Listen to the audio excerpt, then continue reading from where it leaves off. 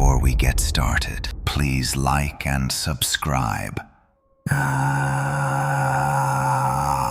Let me know where you're watching from, and you can support the channel by clicking thanks or joining. Ethan Harper had always believed he could outrun fear. He carried that belief from childhood into adulthood, like a cracked shield worn thin by years of pretending nothing followed him. But fear had a way of surviving even when memories did not. And as the bus rolled into Pine Harbor on a cold October night, Ethan realized the one thing he thought he had escaped had been waiting for him all along. The bus shuddered to a stop at the edge of town. Ethan stepped off onto the cracked road, his breath visible in the icy air. The old sign reading "Welcome to Pine Harbor" stood crooked, half swallowed by weeds. The moment the bus pulled away, leaving him alone in silence,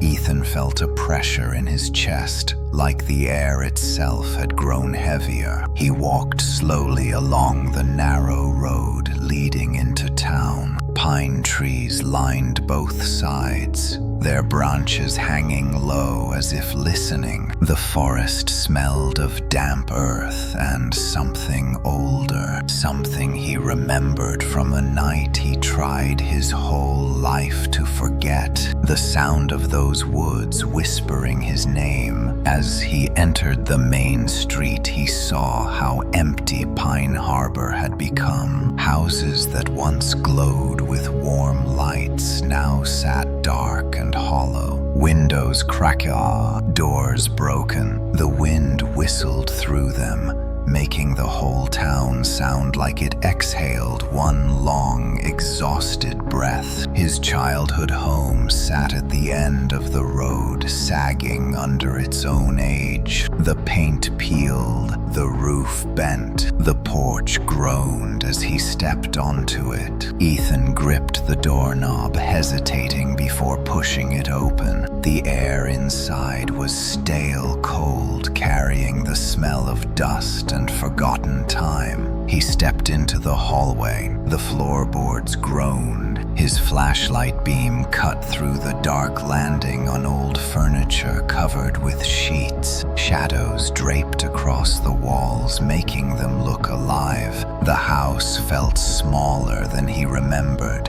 yet heavier, as if filled with invisible weight. Then he heard it, a dragging sound coming from upstairs. Slow, unmistakable. Ethan froze. The sound repeated. Something moved above him, something that knew he was here. He aimed his flashlight up the staircase. Dust floated through the beam. The air grew colder. A faint whisper slithered across the walls. Ethan forced one foot onto the first step, then the next, climbing slowly. At the top of the stairs, the hallway stretched long and dark. His flashlight flickered. He swept the beam across the floor and saw something at the far end of the hall. A shape. Tall, thin, still. Too still. Ethan's pulse hammered in his ears. He raised the flashlight higher. The shape twitched. Ethan stumbled back instinctively. Then it lifted its head. Two hollow eyes stared at him. Not glowing, not human. Empty. The flashlight wavered in his trembling hand. The shape stepped forward, soundless but heavy with presence. Ethan knew instantly this was not a person, not an animal, not a ghost. It was the same thing he saw the night he lost Mia. The same thing he had spent years convincing himself was imagination. The shadow that was not his. It whispered his name. Ethan. The light died. The hallway plunged into darkness. Ethan gasped, stumbling backward blind. He felt something cold brush his arm. He spun and bolted toward the stairs, half jumping, half falling down them. He hit the floor hard. scrambled to his feet and ran out the front door into the cold night air. But he felt it behind him, pacing him, following him without sound. He dared one look back and saw his shadow stretching across the street, longer than it should, detached from his feet and moving on its own. Ethan ran. His breath tore through his lungs. The wind whipped past him, but the shadow glided effortlessly, gaining ground. The darkness bent around it, as if obeying. He knew then that he had not escaped this thing as a child. It had followed him, hidden, waiting, growing. Now it was awake, and Ethan understood one terrible truth. Some shadows do not belong to the light that casts them. Some shadows choose their owner, and his had chosen him long ago. Ethan did not sleep the night after he saw the second shadow. The image clung to him the way smoke fills the lungs, heavy, invisible, poisonous. Every time he closed his eyes, he saw it again. That tall, crooked silhouette, stretching far beyond the light of his bedside lamp, bending wrong, moving wrong, existing wrong. By morning, his apartment felt smaller than usual, as if the air itself had thickened. The sunlight that slipped through the blinds should have been comforting, yet Ethan felt no warmth. Shadows pooled in corners, where shadows had no reason to form. Nothing moved, but everything felt alive. He tried to convince himself he was overtired. That stress had twisted his imagination, that the shadow he'd seen last night was a trick of bad lighting. But when he stood from his bed and walked toward the bathroom, he saw it again, briefly reflected in the black screen of his television. A shadow behind him, a shadow that didn't belong to him. Ethan spun around, heart punching his ribs, but nothing was there. The living room sat still, empty, silent, but the reflection didn't lie. Something stood with him moments ago, something watching. He avoided mirrors after that. On his way to work, Ethan caught glimpses of it in store windows, always a half step behind him, always dissolving when he turned. By noon, he avoided glass entirely. Co-workers noticed his pale face and trembling hands, but Ethan brushed them off, claiming lack of sleep. No one questioned him.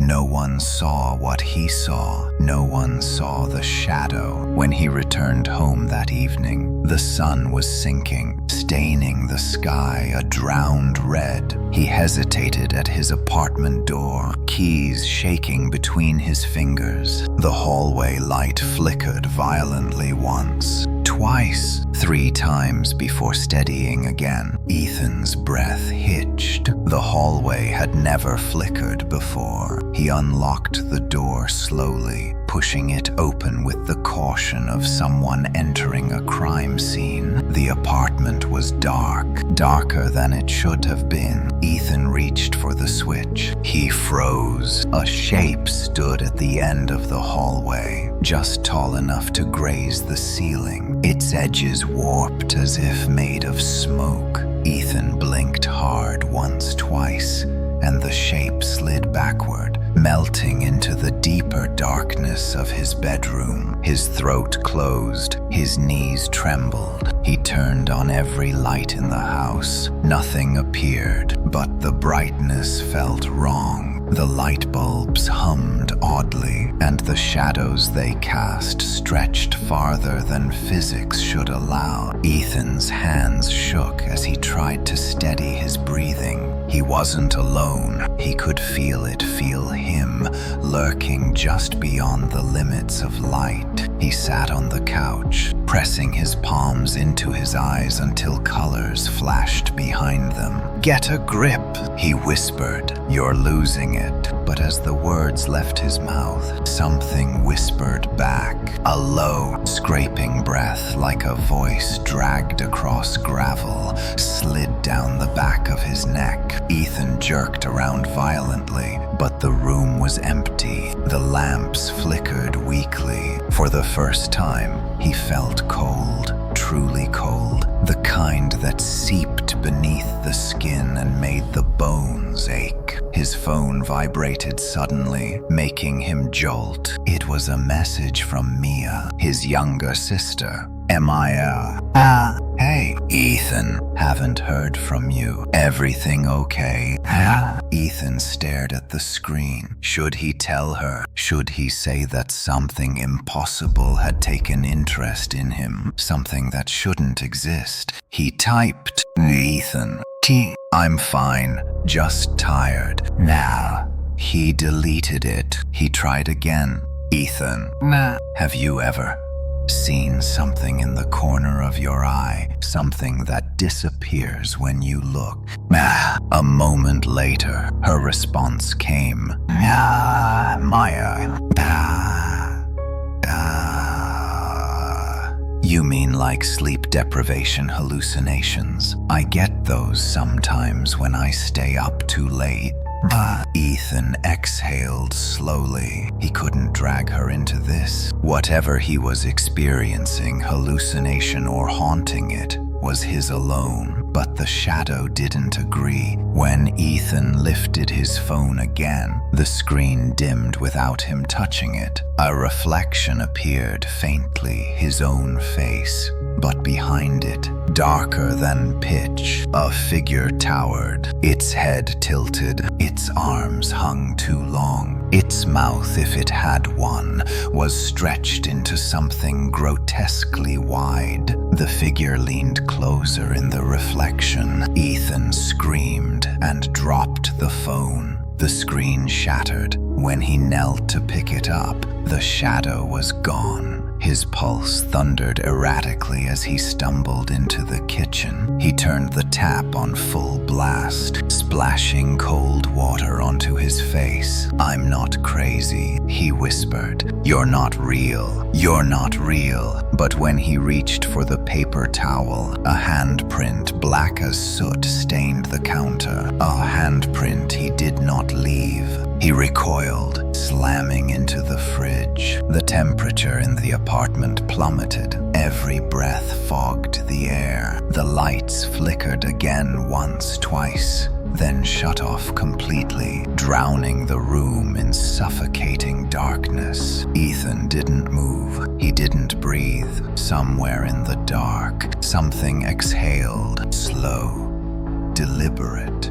Close, the shadow slid across the floor, not walking, but gliding its form, stretching unnaturally toward him. Ethan backed away, scrambling blindly until his spine hit the wall. His shaking fingers searched for a light switch he couldn't find. The darkness pressed in tighter. A deep vibration, almost like a growl, filled the room. Ethan's heart hammered so violently it hurt. He squeezed his eyes shut, and then a voice, not human, not alive.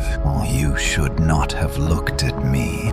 Ethan's eyes snapped open, tears gathering instantly. A shape loomed inches from his face, though he could not distinguish features, only depthless black.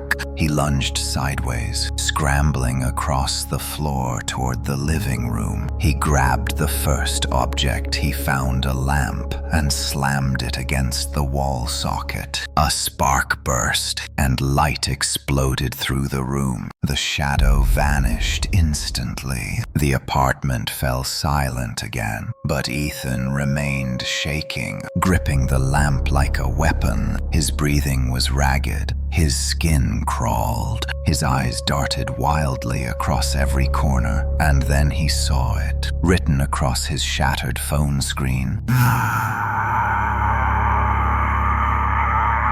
I follow your light.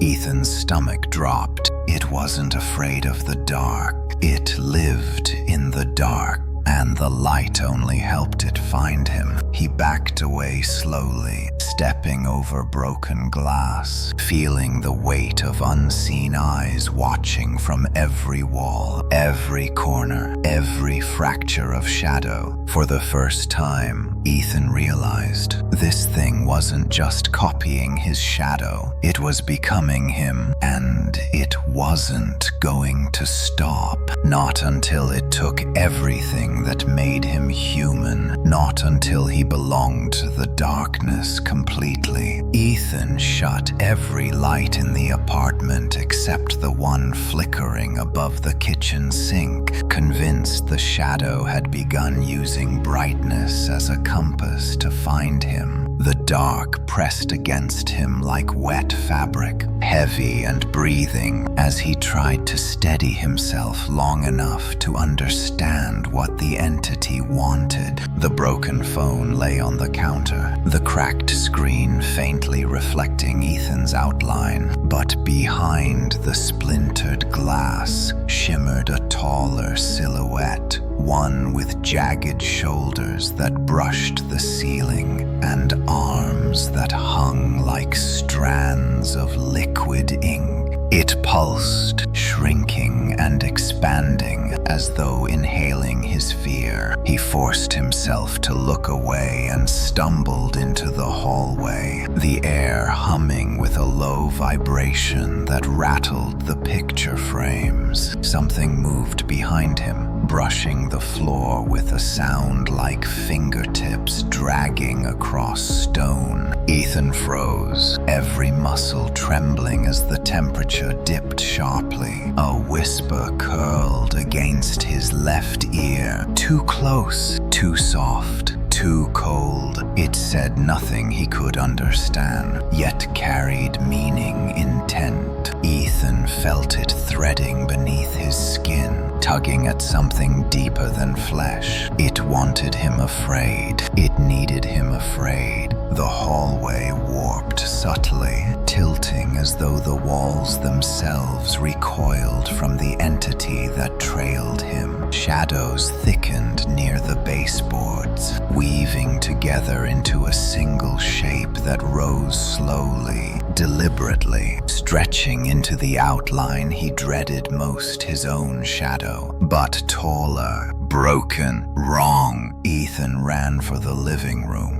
But the darkness moved with him, matching every step with an unnatural glide. The creature didn't chase, it followed, leisurely, confidently, as though the outcome had already been chosen and Ethan's resistance was merely entertainment. When he tripped over the coffee table and crashed to the floor, he heard it for the first time, laughter, a faint, hollow echo reverberating from the walls, slipping beneath the floorboards, growing louder with every passing second. It was mocking him, savoring the moment. He crawled backward, knocking over books and shattered glass as he clawed for distance. But the shadow figure stood at the room's center, absorbing every ounce of ambient darkness until it was a pillar of pure void. Its head tilted slowly to the side, observing him with predatory patience. A sudden memory surfaced, one he hadn't thought about since childhood. Ethan at 8 years old, crying in his room, terrified of a shadow on the wall that moved when he didn't. His parents dismissed it as imagination, a child's fear. But now, the same shape loomed before him, grown bigger,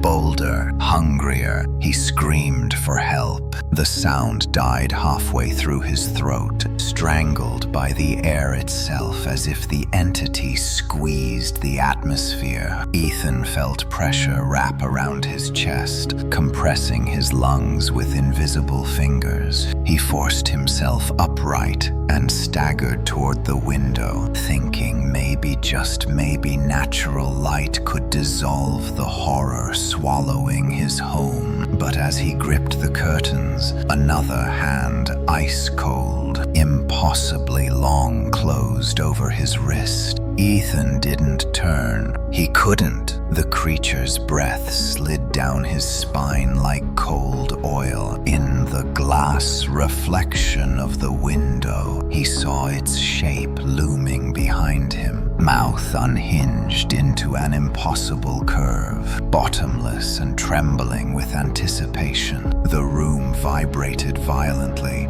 The ceiling lamp burst, showering sparks that fizzled before touching the ground. Every bulb in the apartment popped in sequence, plunging everything into a darkness so complete, Ethan felt it pulling at him like gravity. He ripped free of the creature's grip and stumbled into the bedroom, slamming the door behind him. But darkness seeped through the cracks instantly, crawling along the floor in serpentine tendrils. Reaching for his ankles, he climbed onto the bed, curling into himself as he whispered prayers he hadn't said in years. The mattress dipped behind him. He didn't dare look. The creature was sitting with him. The bed groaned under its impossible weight. A hand pressed gently onto his shoulder, gentle only in pressure, not intent. Ethan felt his bones ache beneath the touch. The creature leaned forward,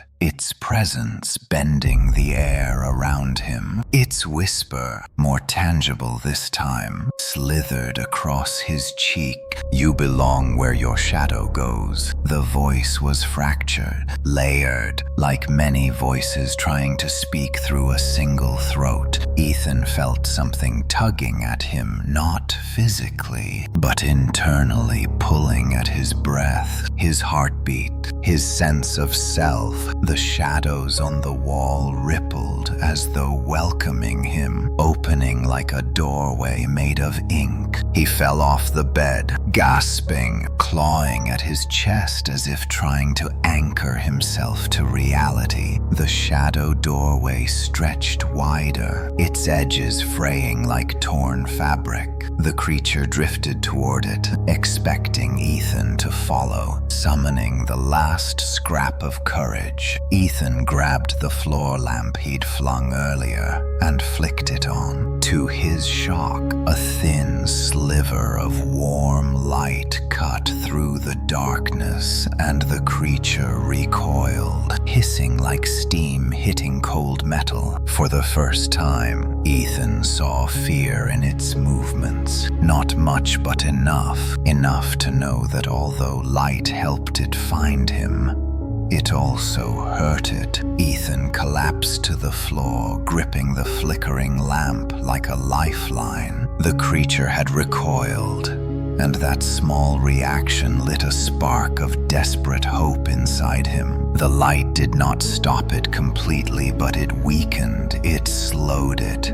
And that tiny weakness meant survival, at least for now. His breathing was ragged. The apartment felt smaller again, the walls closing in as if reacting to the creature retreating. The darkness did not simply vanish. It gathered in corners, thick and heavy, like something alive, waiting for its chance to return. Ethan knew it had not left. It was only watching, waiting, learning him. He stood on shaking legs and moved slowly across the room, keeping the lamp pointed at every corner. The shadows shifted around the edges, retreating just enough to remain out of reach. Ethan swallowed hard, fighting the instinct to run. Running only fed its hunger. He understood that now the entity did not chase with speed, it chased with inevitability. The message on the broken phone screen echoed in his mind. "It follows your light." It did not mean the shadow used light to find him. It meant something far worse. The entity followed what made him human. His presence, his fear, his heartbeat, his warmth. The light was simply the bridge that connected them. Destroying the lights did nothing. The creature would find him regardless. He stepped toward the bedroom where the shadow doorway had rippled moments ago. The wall now stood still and blank, but the memory of its movement tightened his chest. A doorway made of darkness, a path leading somewhere he could never return from. He tried to imagine what lay beyond, but the thought alone made the air grow heavier. A faint creak snapped his attention to the hallway. His lamp shook in his hand. Something brushed along the floor like fabric dragged across wood. Ethan lifted the lamp higher. The thin beam pushed forward, carving a narrow path of safety through the darkness. Then he heard it. Footsteps, slow, even, not echoing like a human would. More like the sound came from inside the walls themselves. Ethan took a step back. The footsteps grew louder, closing the distance between them with terrible certainty. He lifted the lamp toward the hallway. The beam stopped short, swallowed by black, and then the shape appeared. It was his shadow, but not attached to him. It stood independent, fully formed, stretching upward until it filled the hallway. Its edges twitched like frayed cloth in wind. Its movements did not match him. When he stepped back, it stepped forward. When he raised the lamp, it tilted its head in a mocking mirror of curiosity. Ethan whispered a quiet plea,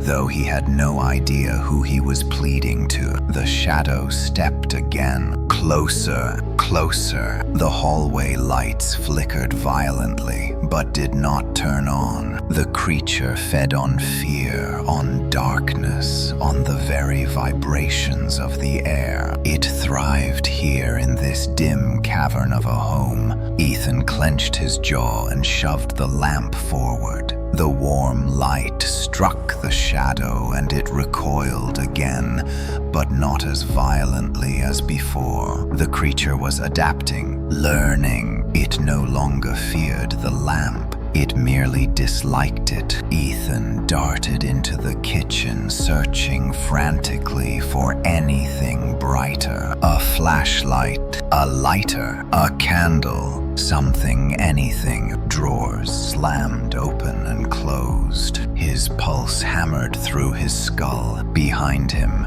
the shadow entered the kitchen doorway, standing tall enough to scrape the ceiling. The air dropped several degrees, frosting the edges of the metal sink. Ethan finally found a small flashlight at the back of a drawer. He flicked it on. The beam was stronger than the lamp, sharper, cleaner. The creature shrank back. Ethan inhaled deeply. He aimed the flashlight with both hands and stepped toward the shadow. Each inch he gained, the creature retreated its form, rippling like boiling tar. But as Ethan advanced, he noticed something unsettling. A second shadow formed behind the creature, a new shape. Smaller, sharper, quicker, not copying him, not copying anyone, but forming something new. Ethan stumbled back again, lifting the flashlight to shine directly at it. The beam bent around the smaller shape, as though it did not exist in the same space. It crept along the floor, sliding between tiles like liquid darkness. Ethan froze. Two shadows, one tall and broken, one agile and hungry. The tall one stopped retreating. The smaller one curled along its side, merging partially like a parasite, finding its host. Then together they spoke. "Come back to where you began." The words did not fill the room. They filled Ethan inside his bones, inside his chest, behind his eyes. They were not commands. They were memories, old ones, ones he should not have forgotten. He backed up until he hit the counter. His fingers brushed something cold, the cracked phone. He lifted it, and the dim screen reactivated enough for a faint reflection. He saw himself. Behind him, the tall shadow loomed, but the smaller one was closer, inches from his head, crawling up the wall like a spider made of ink. Ethan bolted for the front door, unlocking it with shaking hands. The moment it opened, the hallway outside offered a strip of safety. The building lights were bright, stable, warm. He sprinted into the corridor, collapsing against the opposite wall, gasping for air. He glanced back at his apartment. Inside the doorway, the shadows pooled like a storm cloud, gathering itself. The shapes did not follow. They remained just inside the threshold, staring at him with presence. Not eyes. They did not cross into the light. For the moment, the hallway was safe, but Ethan knew safety was temporary. The creature was evolving, growing, dividing, learning, and, more importantly, it remembered something he had long buried. "Come back to where you began." He whispered the words under his breath. They tasted familiar, like a memory from childhood he had locked away. A place, a moment, a fear. The shadows inside the apartment twisted upward, forming shapes he could almost recognize. They were not finished with him. They were only beginning, and whatever waited at the place where it all began was calling him back home. Ethan remained in the hallway long enough for his pulse to slow, but the safety he felt was thin and temporary, like a fragile layer of ice over deep water. The apartment behind him was silent now, yet he sensed the entity listening, waiting for the moment he stepped back inside. He knew he would never sleep there again, not after what he had seen. The hallway lights hummed above him, steady and warm. They kept the shadows at bay, but he could not stay here forever. A neighbor might step out and ask questions, or worse, the lights might flicker and give the entity the opening it needed. He slid down the wall until he sat on the floor, knees pulled close. His hands trembled uncontrollably. The words echoed again inside his skull like a forgotten nursery rhyme. "Come back to where you began." He whispered them under his breath, and the echoes felt older than the walls around him,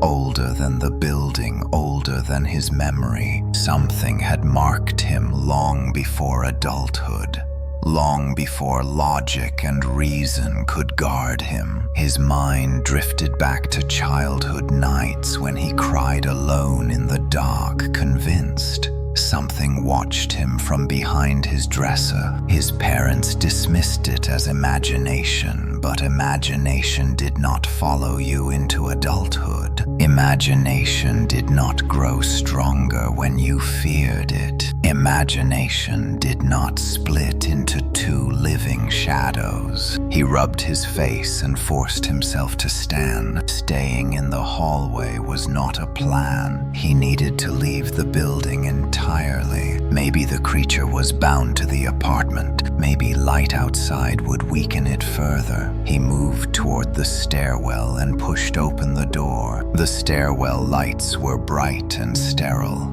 No shadows lingered except the faint one beneath his feet. His real shadow, not the one stalking him. For a brief moment, that alone provided comfort. He descended quickly, gripping the rail. Each step echoed through the shaft, and even that hollow sound made him flinch. He expected at any moment to hear a second pair of footsteps following him, or worse, only silence where sound should be. But nothing followed. The creature remained behind in the apartment, almost as if it could not leave. Ethan prayed that was true. He reached the lobby. Soft yellow lights illuminated the tiled floor. A vending machine hummed in the corner. Everything here felt painfully normal, but normal no longer meant safe. He pushed through the glass doors and stepped outside into the night air. For the first time in hours, he inhaled fully. The street lamps cast wide circles of light across the sidewalks. Cars passed. People talked in the distance. Life moved. And yet Ethan felt completely alone. He walked quickly toward the nearest intersection, unsure of where he was heading. His mind raced. Come back to where you began. The words circled endlessly. They did not feel like a threat. They felt like a reminder. The place he began was his childhood home. A small house on the edge of a quiet town hours away from here. But why would the creature want him to return there? What waited for him in that place? What memory had been buried deep enough that even as an adult he could not reach it without being forced? Ethan stopped at the bus stop bench, sitting only long enough to gather the courage to take out his phone. The cracked screen flickered. The reflection was distorted, but no shadow lurked behind him. Not yet. He unlocked it and searched for bus routes. A bus heading out of the city would arrive in 15 minutes. He could take it then, find a train or another route to get closer to his childhood town. But then the screen dimmed. Words began to appear slowly, as if written by an invisible fingertip dragging across frost. You already know. Ethan dropped the phone to the pavement, but the message remained glowing faintly. A shiver crawled up his spine. He did not know. He remembered being afraid as a child, but nothing specific, nothing that justified the creature haunting him now, unless something had happened, something he had truly forgotten. A street lamp overhead flickered once. Ethan tensed, expecting the shadows to twist and gather, but the light steadied again. He exhaled with relief. That was when he noticed his own shadow stretching farther than it should. He blinked, and the length snapped back to normal. The creature was testing him, pushing at the boundaries of light. He grabbed his phone again and stood. He needed to move. The bus lights approached in the distance, bright and reassuring. Ethan stepped forward, waving it down. When the bus stopped, he climbed aboard, ignoring the curious glance from the driver. He moved to the back, taking a seat near the window. The city lights streamed by as the bus pulled away. For the first 10 minutes, nothing unusual happened. Ethan finally allowed himself to relax slightly, but then he saw it. In the reflection of the window beside him, a second shape sat in the aisle, one row behind him.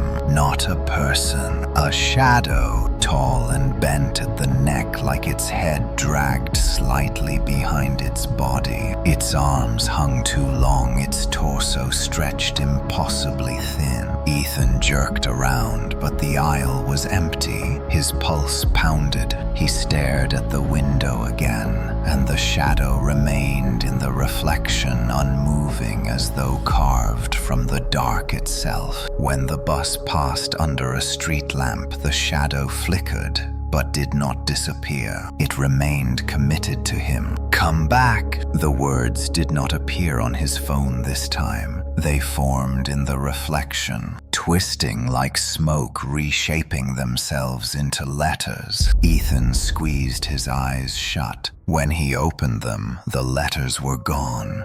but the shadow still waited behind him. He knew then he could not run. The creature was no longer bound to the apartment. It had grown strong enough to follow. Light hurt it, but not enough to stop it. The bus lights were too soft, too scattered. It needed focused light, strong, direct, unbroken, something like the sun. But night clung to the city and dawn was hours away. Ethan leaned forward, gripping the seat. He whispered under his breath, not to the creature but to himself. He had to reach his childhood home. Something there held the truth. Something there held the reason this entity had followed him across decades. The memory he had forgotten, the fear he had buried. The bus continued deeper into the night. Ethan watched the reflection. The shadow watched him back,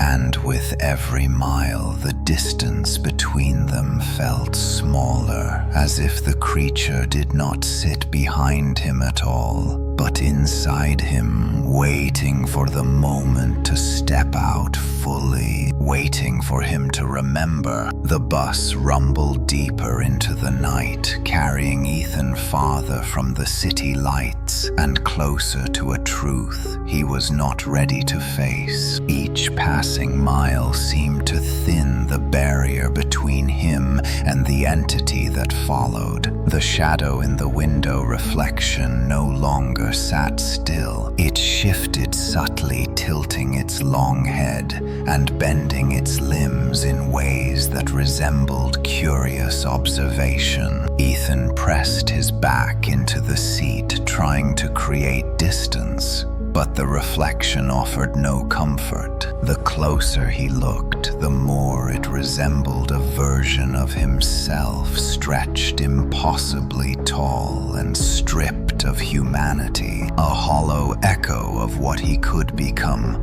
The bus engine groaned as it climbed an incline. Outside the window, the scenery changed from city blocks to the quiet, sprawling dark of rural highways. Street lights grew scarce, and patches of blackness crept between them, swallowing the fields beyond. Each time the bus passed through one of those dark stretches, the reflection grew clearer. The creature thrived where the light failed. It fed on the absence of illumination, the same way it fed on Ethan's fear. Ethan gripped the flashlight in his jacket pocket like a talisman. He checked it over and over, clicking it on and off, praying the batteries would last. It was the only barrier between him and the shadow now that the bus lights dimmed with each passing minute.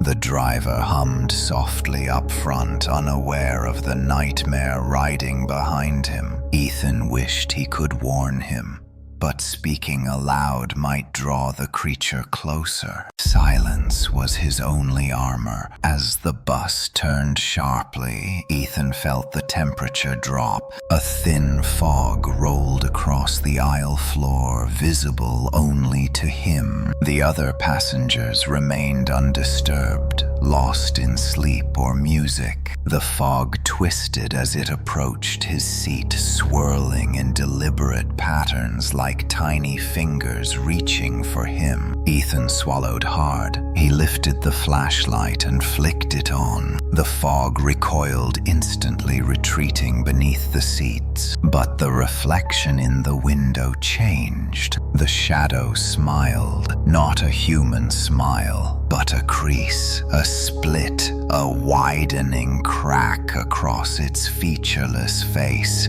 as though the darkness itself opened. Ethan jerked away from the window, unable to breathe. His heart hammered against his ribs. The creature was no longer hiding behind him. It was acknowledging him, communicating, and the message was unmistakable. It knows where you are going, and it is pleased. Ethan forced himself to stand. He stumbled down the aisle toward the driver, gripping the rails. The driver glanced up, raising an eyebrow as Ethan approached. "Are you all right, son?" the driver asked. Ethan struggled for words. He wanted to say he was being followed by something that should not exist, but the words died in his throat. Instead, he managed a thin whisper. "Can you turn on brighter lights, please?" The driver hesitated. "Is something wrong?" "Please," Ethan said. He sounded desperate, even to himself. The driver sighed and flipped a switch. The overhead lights brightened slightly,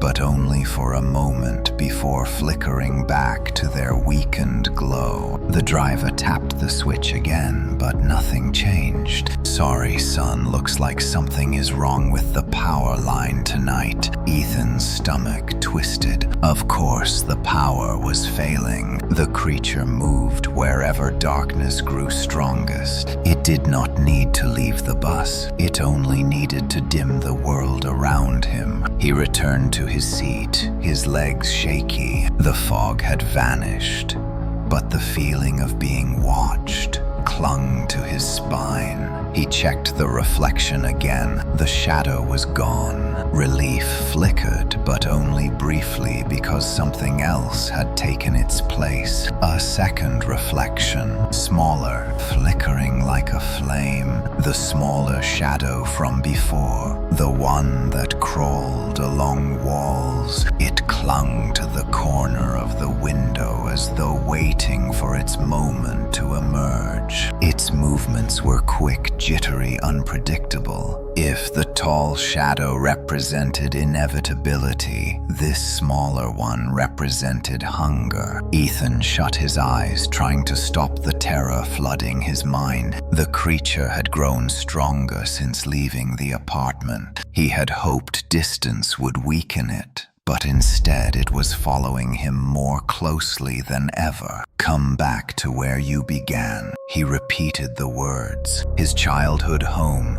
a memory he had buried, something that had marked him long before he understood fear. He needed answers. He needed to survive long enough to reach that house. The bus slowed as it approached a rural stop. Only one passenger stood to exit. Ethan watched him walk down the aisle, oblivious to the shadow that slithered beneath the seats trailing behind him. Ethan almost shouted for him to stop, but the words caught in his chest. The passenger stepped off and the bus doors closed behind him. The shadow did not follow the man outside. It returned to the aisle, returning to Ethan as the bus pulled away. Ethan felt the presence sit closer this time, not behind him, across from him. In the dim reflection, he saw the tall shadow's head tilt as though studying him, waiting for something, expecting something. His flashlight flickered. "No, no, no," Ethan whispered,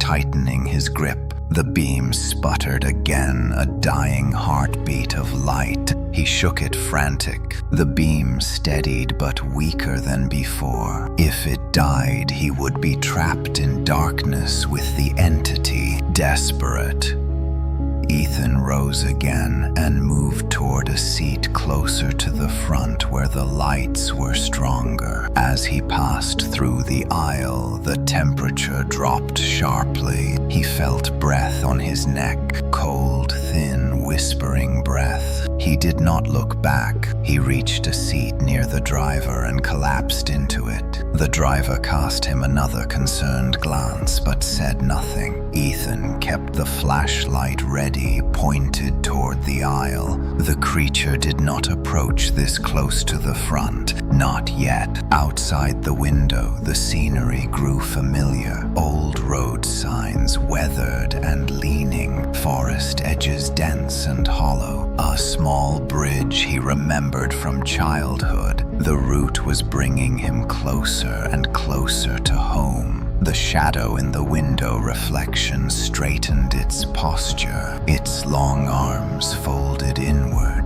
as though preparing, anticipating what came next. Ethan felt tears burn his eyes. Whatever waited at his childhood home, the entity entity wanted him to remember it. The creature had followed him for decades, maybe waiting for the moment when the memory resurfaced. Something had started all of this long ago, and tonight he would have to face it, because the shadow was no longer content to follow. It wanted to finish what it began. The bus rolled deeper into the countryside, and Ethan felt the world around him grow quieter in a way that was not natural. It was as if the night itself held its breath, waiting for something to unfold. Every tree along the roadside seemed to bend slightly toward the bus,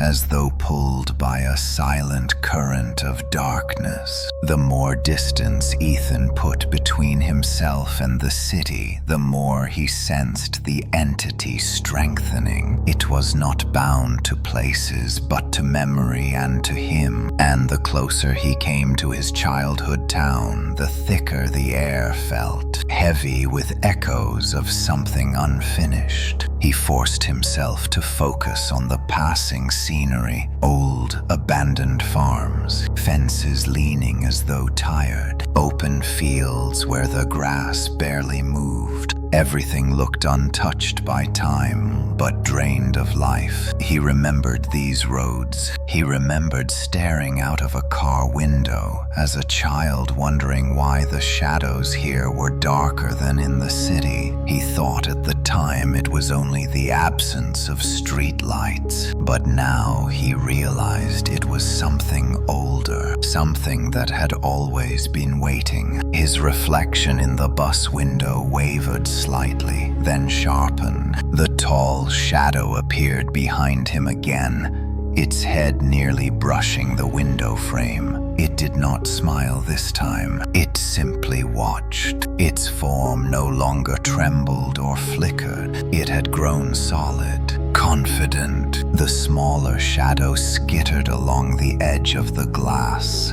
leaving streaks of black like fingerprints made of smoke. Ethan gripped the flashlight and pointed it toward the window. The beam cut through his reflection, but not the shadows. They remained untouched. He felt his stomach twist. The light no longer weakened them through reflections. They had grown beyond that limitation. He looked down at his lap where his hands trembled uncontrollably. He tried to breathe slow, even breaths to calm himself, but the air itself felt thick like inhaling water. He leaned forward, resting his forehead against the seat in front of him. His heartbeat pulsed against the fabric. He wondered if anyone else on the bus could feel the drop in temperature, but the few remaining passengers slept without stirring. The creature only touched Ethan's world. It left others untouched for now. The bus slowed again, approaching a final rural station before the long stretch toward his hometown. Ethan's chest tightened as he recognized the wooden sign barely lit by a flickering lamp. He used to pass this place on family trips. A memory emerged slowly, like something clawing its way out of deep water. His parents arguing in the front seat, him staring out the window, crying quietly. His sister Mia, asleep beside him, clutching a stuffed bear. And in the reflection of that car window, the same shadow shape moving when he did not. He sucked in a shaky breath. The creature had been with him even then, not following, watching, waiting. As the bus rolled past the station,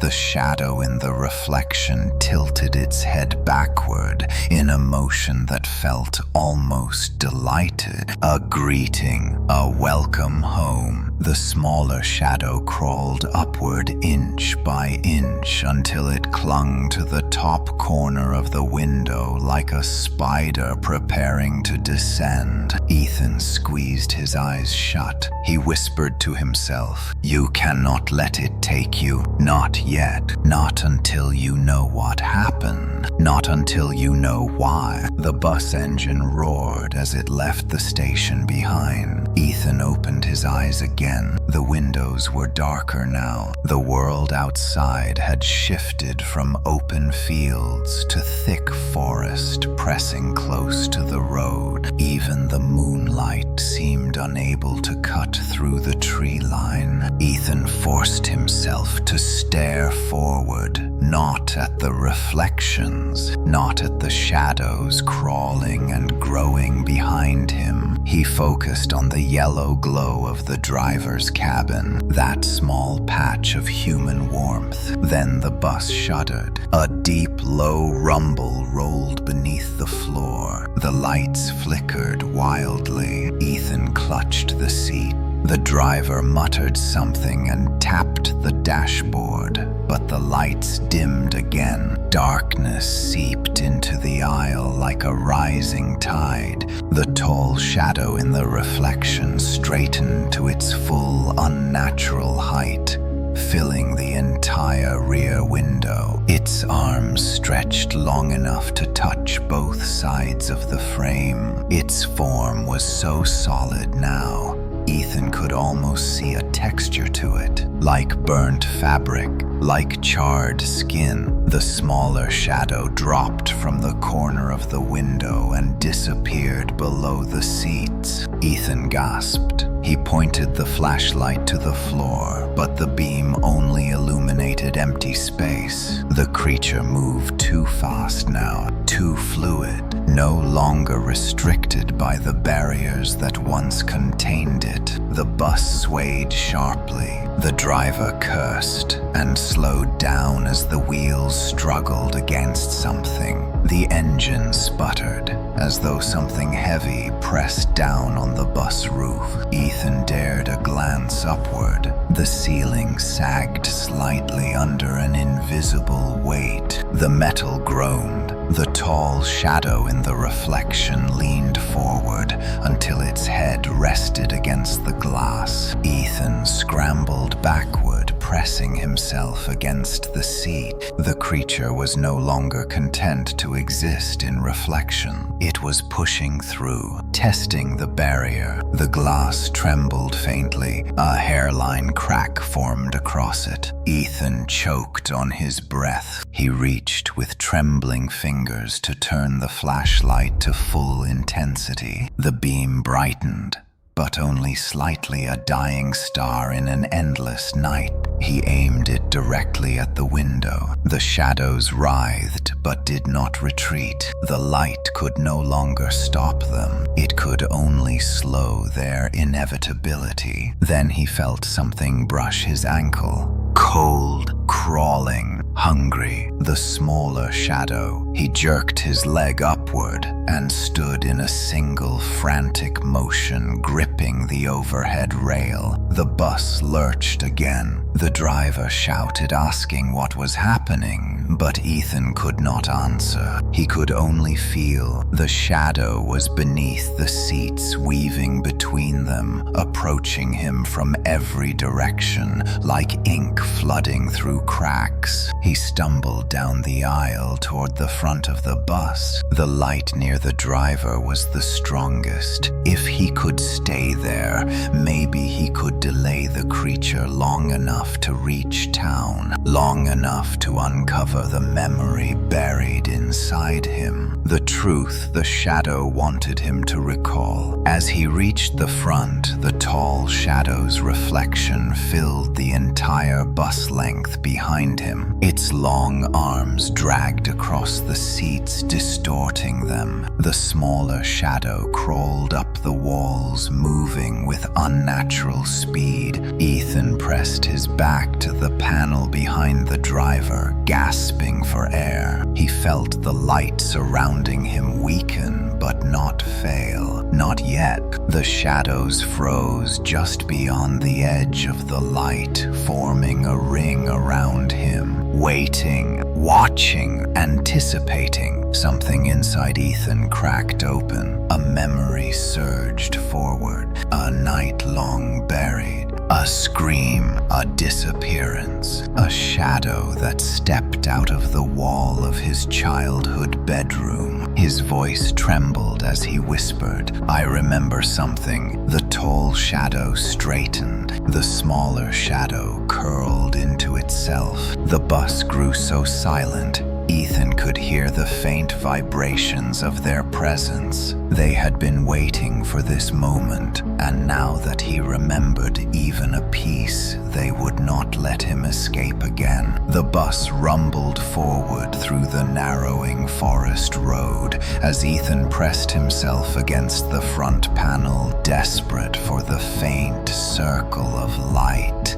still holding the shadows back. The air inside the bus had gone silent in a way that chilled him deeper than the cold presence creeping along the floor. It was not the silence of night, it was the silence of watching, waiting. The shadows had formed a ring just outside the warm glow cast from the front cabin. They pulsed gently as if breathing in unison, as though hearing his memory had awakened something ancient inside them. Ethan's hands trembled around the flashlight. The beam flickered each time the bus shook, but he kept it raised. He knew what would happen the moment it failed. The tall shadow stood motionless in the aisle, its unnaturally long limbs dangling, as if waiting for a command only it could hear. The smaller shadow darted along the walls like a nervous creature eager to strike,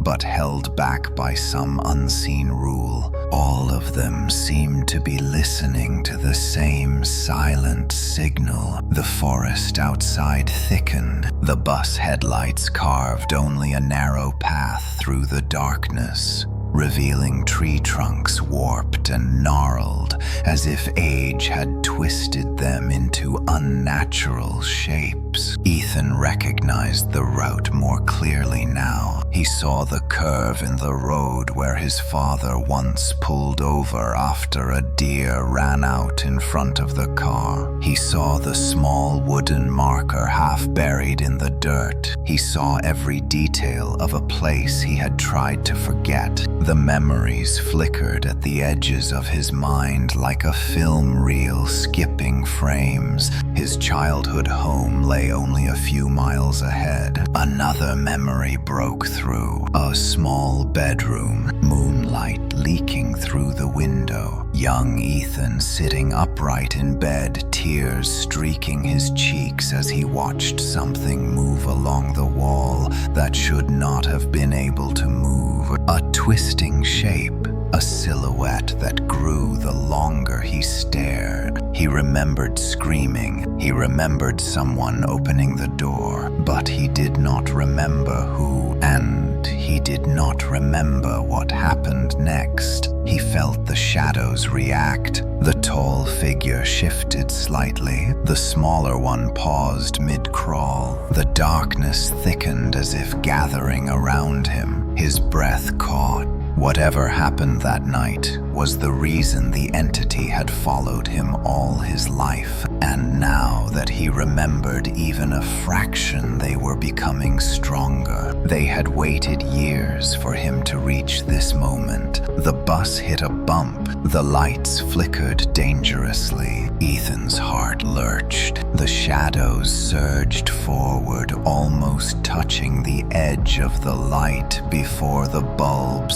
steadied again and forced them back. They hissed a soft rustling sound like leaves scraping across pavement. The driver glanced in the rearview mirror, his brow furrowed. "You look pale, son. You need me to stop." "No," Ethan whispered too quickly. "No, keep driving, please." The driver hesitated, then nodded. The man had no idea what rode behind them. Ethan did not dare turn to explain. Speaking about the shadows might draw their attention. He sensed they responded to fear, to memory, to acknowledgement. Naming them might give them more form, more presence. The road stretched ahead into complete darkness. The headlights fought against it, but the further they traveled, the more the shadows swallowed the road's edges. Ethan's childhood town had always been quiet, but tonight it felt abandoned by everything except the thing that followed him. Then it happened. The bus lights went out. A soft pop, a crackle. Darkness swallowed the interior completely. Ethan screamed. The driver shouted something, but his voice was drowned by the sudden rush of movement. Shadows surged like a wave collapsing in from all sides. Ethan fumbled with the flashlight frantically. His fingers slipped. The beam died. The cold presence wrapped around his ankles, like chains pulling him downward. He crawled backward into the driver's cabin, desperate to reach even a fragment of light from the dashboard. But the darkness thickened like smoke, choking out every glimmer. He could feel the tall shadow's presence inches from him, bending the air, warping the space around his body. In the pitch black, something breathed. Long, slow, hungry breaths. A hand cold as winter pressed against his shoulder. Ethan froze. The smaller shadow crawled up his back like an icy vine. He felt its shape curl around his neck. The tall one leaned closer until Ethan sensed its mouth hovering near his ear. You remember it now. The words slid into him like knives of ice. A flash of memory burst in his mind. His childhood bedroom door opening. His sister Mia entering with her small bear clutched tightly, the shadow behind her stretching across the floor. Maya whispering, "Ethan, don't look at it." Then darkness swallowing the room. Ethan gasped. The memory shattered the fog inside his head. He remembered Mia trying to protect him. He remembered her pulling him toward the closet. He remembered her scream when the shadow touched her shoulder. Then nothing. A void where the rest of the memory should have been. The tall shadow reacted violently. It twisted its head in a jerking motion. The smaller shadow hissed like steam escaping a crack. The bus shook from side to side as though the entire vehicle responded to Ethan's memory. The driver yelled, "Hold on," as he fought to control the wheel. But the darkness swallowed even his voice. Ethan felt something pulling him backward, a force trying to drag him down into the aisle, into the center of the shadow mass. He clawed at the driver's seat, his nails scraping the fabric. But then light burst into existence ahead of him. A single beam, the headlights of an oncoming truck. The truck honked, slamming on its brakes as the bus drifted into its lane. The blinding light tore through the bus's interior like a blade. The shadows shrieked, retreating all at once, flattening against the floor and walls. Ethan felt their grip weaken. He lunged forward, pulling himself into the front cabin as the driver jerked the wheel and forced the bus back into its lane. The truck passed by in a rush of sound and furious light. Then the road returned to darkness, but the shadows had recoiled deeper into the aisle, giving Ethan a brief moment to breathe. His lungs burned, his head throbbed, but he was alive. The driver gasped.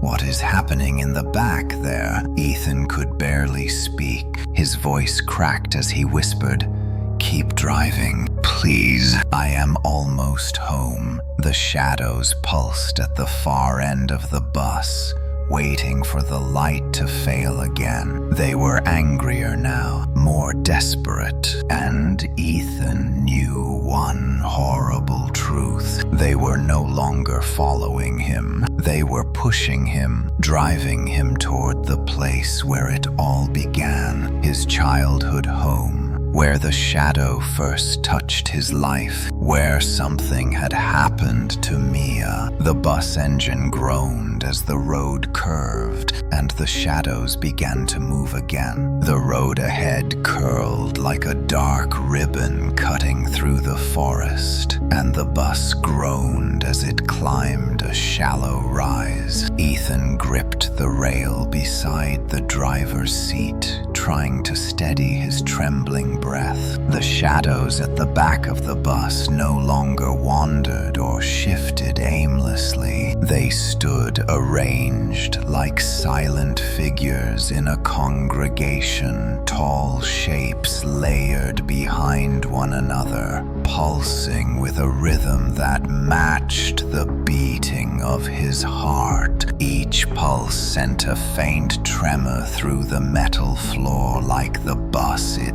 did. Ethan forced himself to stay close to the front, where the faint glow from the dashboard kept the darkness at bay. The driver muttered nervously, wiping sweat from his brow as he guided the bus through the narrowing road. Every now and then he glanced into the mirror, but each time his eyes darted away quickly, as though instinct warned him not to stare too long at whatever moved behind them. He could not see the shadows, but he felt the tension in Ethan's breathing and the unnatural heaviness in the air. Outside, the forest grew dense enough to blot out the moon entirely. Trees leaned inward, forming a tunnel of branches. Their silhouettes looked twisted and unnatural, as if reaching for the bus. Ethan remembered driving past this same stretch when he was small and asking his father why the trees wanted to grab the car. His father had laughed at the question, but now as an adult, Ethan felt a cold certainty settle in his stomach.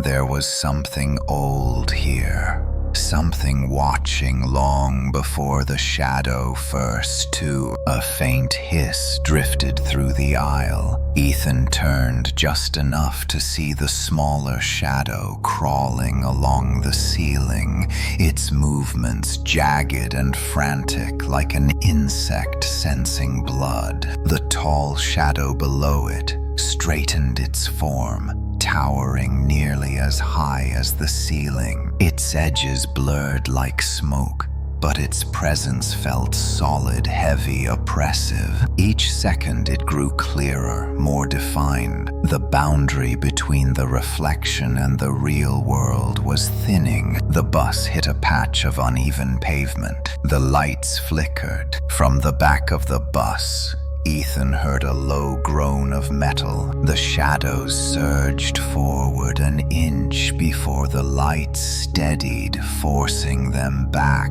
But they were no longer retreating fully. They were learning how close they could get without being burned. Ethan felt sweat roll down his spine. The driver spoke without looking back. "Something is following us, isn't it?" Ethan swallowed. "Yes." "Do not slow down. Please." "How far is your stop?"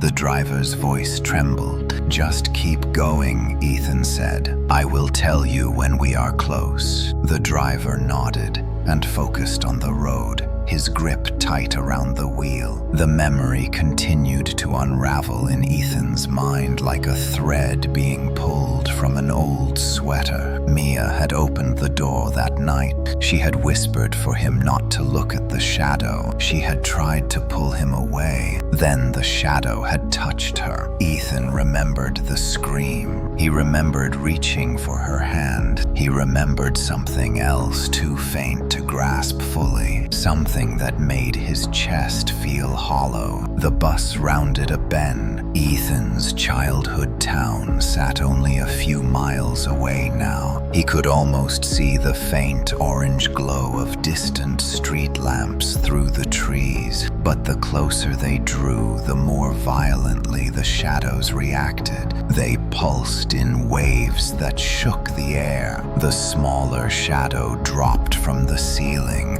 landing silently in the aisle, its form rippling like liquid spilled across tile. It crawled toward him, dragging itself with unnatural speed. Ethan flicked on his flashlight. The beam wavered, but stayed alive. He pointed it at the crawling shadow. The light stopped it, but did not force it back. It trembled, as though resisting the beam, waiting for the exact second it would fail. Ethan whispered to himself, "Hold on, hold on. Stay bright, stay alive." The forest thinned abruptly, revealing the first sign of town, a rusted metal sign leaning at an angle. "Welcome to Pine Harbor." Ethan felt a stab of dread. He had grown up here. He had forgotten everything that mattered here. The shadow wanted him back for a reason. The bus lights flickered again, and this time they did not recover. Darkness rushed into the cabin like a living thing. Ethan shouted, "Turn on brights." The driver flipped a switch, but the headlights sputtered, barely illuminating the road. The engine growled, as if something heavy clung to the bus, dragging it down. The tall shadow moved. It took a full step forward, not a slide. A step. Ethan stumbled backward. His flashlight beam struck the tall figure. The light clung to it for a moment, then bent around its body like it could not touch the creature properly. The shadow leaned toward him, its head tilted at an impossible angle, its arms unfolded, stretching wide enough to block the entire aisle. The smaller shadow skittered up the side panels. Ethan raised the flashlight with both hands, praying. The bus lurched. The driver cursed. What is happening? Something hit the roof. A heavy impact. A second one. The metal buckled inward. The shadows shrieked silently in unison. Then Ethan saw it. In the reflection of the front window, shapes moved in the road ahead. Dark silhouettes standing motionless in the trees on both sides of the road. Dozens of them. They were not human, not creatures. They were shadows, tall and thin like the one behind him. Watching, waiting, formed from the same impossible darkness. The entity had not followed him alone. It had brought others. He screamed, "Drive faster." The driver floored the pedal, but the bus could only move so fast on the winding road. The silhouettes grew nearer, as though the forest itself shifted to close the gap. Ethan felt the tall shadow press closer. The air warped around its presence. Space bent. He felt himself being pulled, not physically, but mentally inward toward something black and endless. A memory slammed into him. Mia crying beside him in the dark, saying, "Don't let it choose you, Ethan. Choose me." Ethan whispered, "Choose me for what?" The shadow twitched violently at the question. The smaller one shrieked a thin scraping sound. The others in the forest trembled like smoke shapes, reacting to his voice. The bus reached the outskirts of town. Street lamps flickered on, casting pale yellow circles on empty roads. The shadows in the forest halted just outside the light, but the one on the bus stepped forward, ignoring it fully. Ethan knew then. The entity was no longer bound by light. The rules were breaking. The bus screeched to a stop at the first intersection. Ethan nearly fell as he turned to the driver. "Stop here," he gasped. "My house is close." The driver nodded, shaken beyond words. Ethan grabbed the flashlight and bolted toward the door as the shadows surged behind him. He jumped out. The cool night air hit his face. He turned toward the familiar street. His childhood home stood at the end of it. Dark, silent, waiting.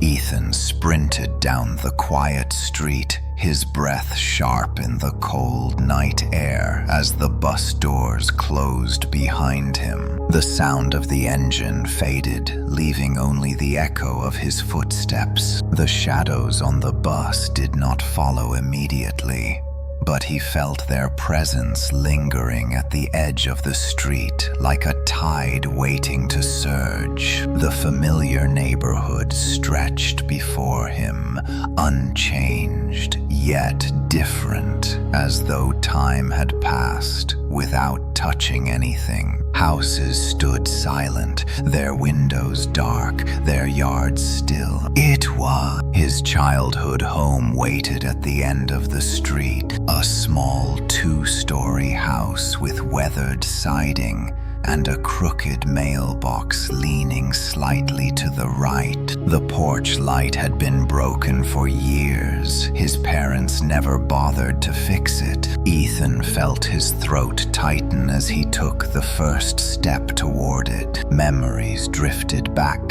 faint and fragmented. Nights spent staring at the ceiling, terrified of shadows on the wall. His mother brushing off his fears. His father telling him to grow up. Only Mia had believed him. The silence around him felt unnatural. No wind rustled the trees. No insects chirped. Even the distant hum of the bus was gone. Ethan gripped the flashlight tightly, raising it toward the house. The beam illuminated the porch, revealing peeling paint and the faint outline of a doormat that once read, "Welcome home." The letters were faded, almost unreadable, as though erased by something that disliked their meaning. He stepped onto the porch. The wood groaned under his weight. He approached the front door and hesitated. The door seemed taller than he remembered, its dark surface absorbing the light. Ethan reached for the doorknob, his hand shaking. The metal was ice cold. He turned it slowly. The door creaked open.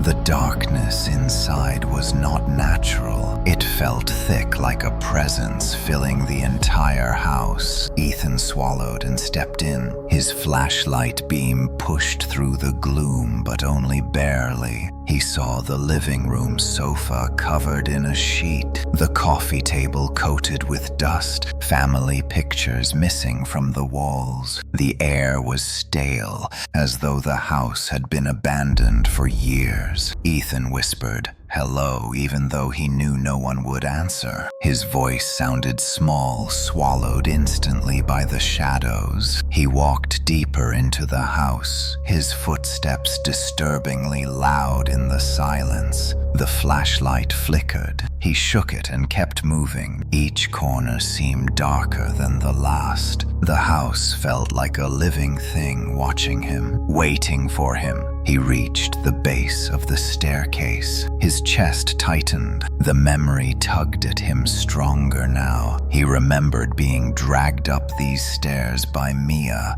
her small hands gripping his wrist. He remembered her saying, "Do not look at it, Ethan.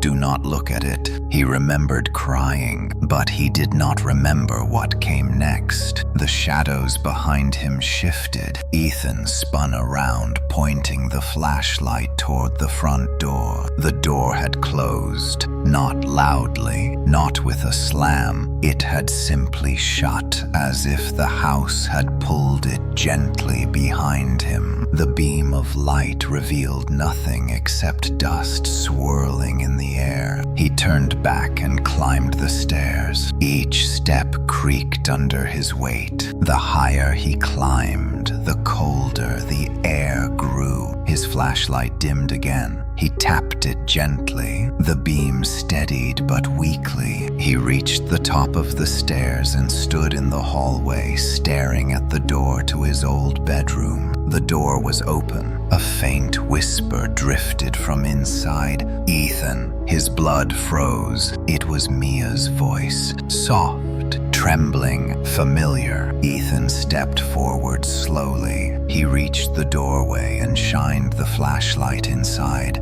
The room was almost exactly as he remembered. The small bed pushed against the wall, the window covered with thin curtains that moved slightly though no breeze existed, the old wooden dresser, but the shadows in the room were wrong. They gathered thickly in the corner near the dresser, swirling slowly like smoke trapped in a jar. Ethan stepped inside. The moment he crossed the threshold, the door closed behind him. He spun around, but no one was there. The shadows in the corner pulsed. Ethan whispered, "Mia," his voice cracked with fear. The shadows parted. Something stepped forward. A small figure. A girl, not made of darkness, but pale, nearly translucent. Her eyes were wide with fear. Her outline flickered like a memory trying to take shape. "Mia," Ethan whispered again.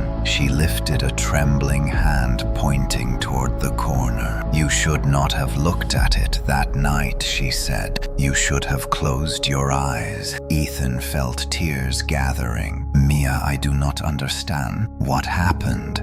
What did I do?" Mia shook her head. "Not you, Ethan. It chose you. I tried to take your place." Her form flickered violently, as though the shadows were pulling at her. The tall shadow emerged from behind her. Ethan stumbled back, his body shaking uncontrollably. The creature stood taller than ever, its form nearly solid now. The smaller shadow crawled up its side, merging into its body like ink soaking into fabric. The entity leaned forward, its head tilting in the same grotesque angle as before. Mia whispered, "Run.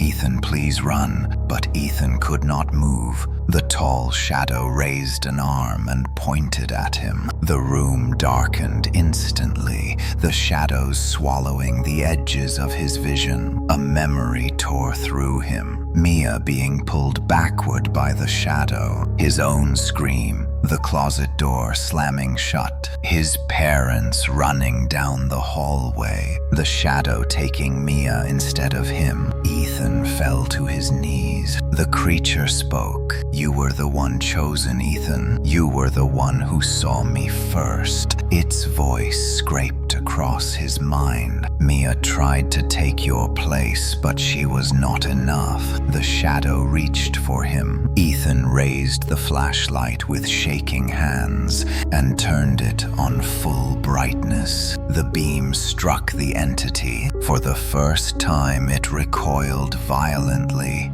its form warping its edges, unraveling. Mia's ghost flickered brighter. "Go, Ethan," she whispered. "Finish what began, or it will never stop." Ethan lunged toward the door. The shadows clawed at his ankles. He kicked free and burst into the hallway, running down the stairs. The entire house shook as though reacting to his escape. The front door blew open. Cold air rushed inside. He sprinted into the street, gasping for breath. Behind him, the shadows poured out of the doorway like smoke spilling into the night. The flashlight flickered, and the entity followed. Ethan sprinted across the silent street, the cold night wind tearing at his lungs as he fled from the darkness pouring out of the house behind him. Each breath burned, but he did not slow. The street that once felt familiar and safe now stretched before him like a grave path. The houses stood silent and empty, as though the entire town had fallen asleep or vanished. There were no lights in the windows, no cars passing by, no voices drifting from porches. Pine Harbor felt abandoned, devoured by the same Shah. He tightened his grip on the trembling flashlight, praying it would hold its weak beam a little longer. The bulb flickered with every step, The shadow entity poured from the doorway of his childhood home like black smoke spilling from a broken furnace. It expanded, curling and twisting, stretching its limbs along the pavement. The smaller shadow crawled ahead of it, skittering across the ground like a starving animal tasting his fear. Ethan forced himself to keep moving. He knew the truth now, the truth he had buried. Mia had taken his place that night. The creature had chosen him, but she stood between him and the shadow. She had been pulled into darkness in his stead, and Ethan had forgotten everything. The memory had been ripped from him, leaving behind only a lifetime of fear he did not understand. Now the shadow wanted what it had been denied: his life. Ethan reached the end of the street and turned sharply into an older path that led toward the woods behind the neighborhood. The path was cracked and overgrown, the pavement broken by time. His flashlight illuminated weeds, dry leaves, and fragments of old fence posts. He remembered running along this path as a child, with Mia chasing butterfly shapes that flickered in the sunlight. He remembered laughter, warm and bright, but now the path felt cursed, haunted by what had happened years ago. A whisper drifted behind him. "Ethan," he froze. That voice, soft, weak, trembling. "Mia." He turned slowly. The beam wavered, revealing a faint shape emerging from the edge of the street. A small figure, pale and flickering like a memory caught in a storm. Mia stepped forward, her eyes wide with fear. "Do not stop, Ethan," she said. "It is close. It brought them all. They waited for you." Ethan felt tears burn his eyes. "Mia, what happened to you?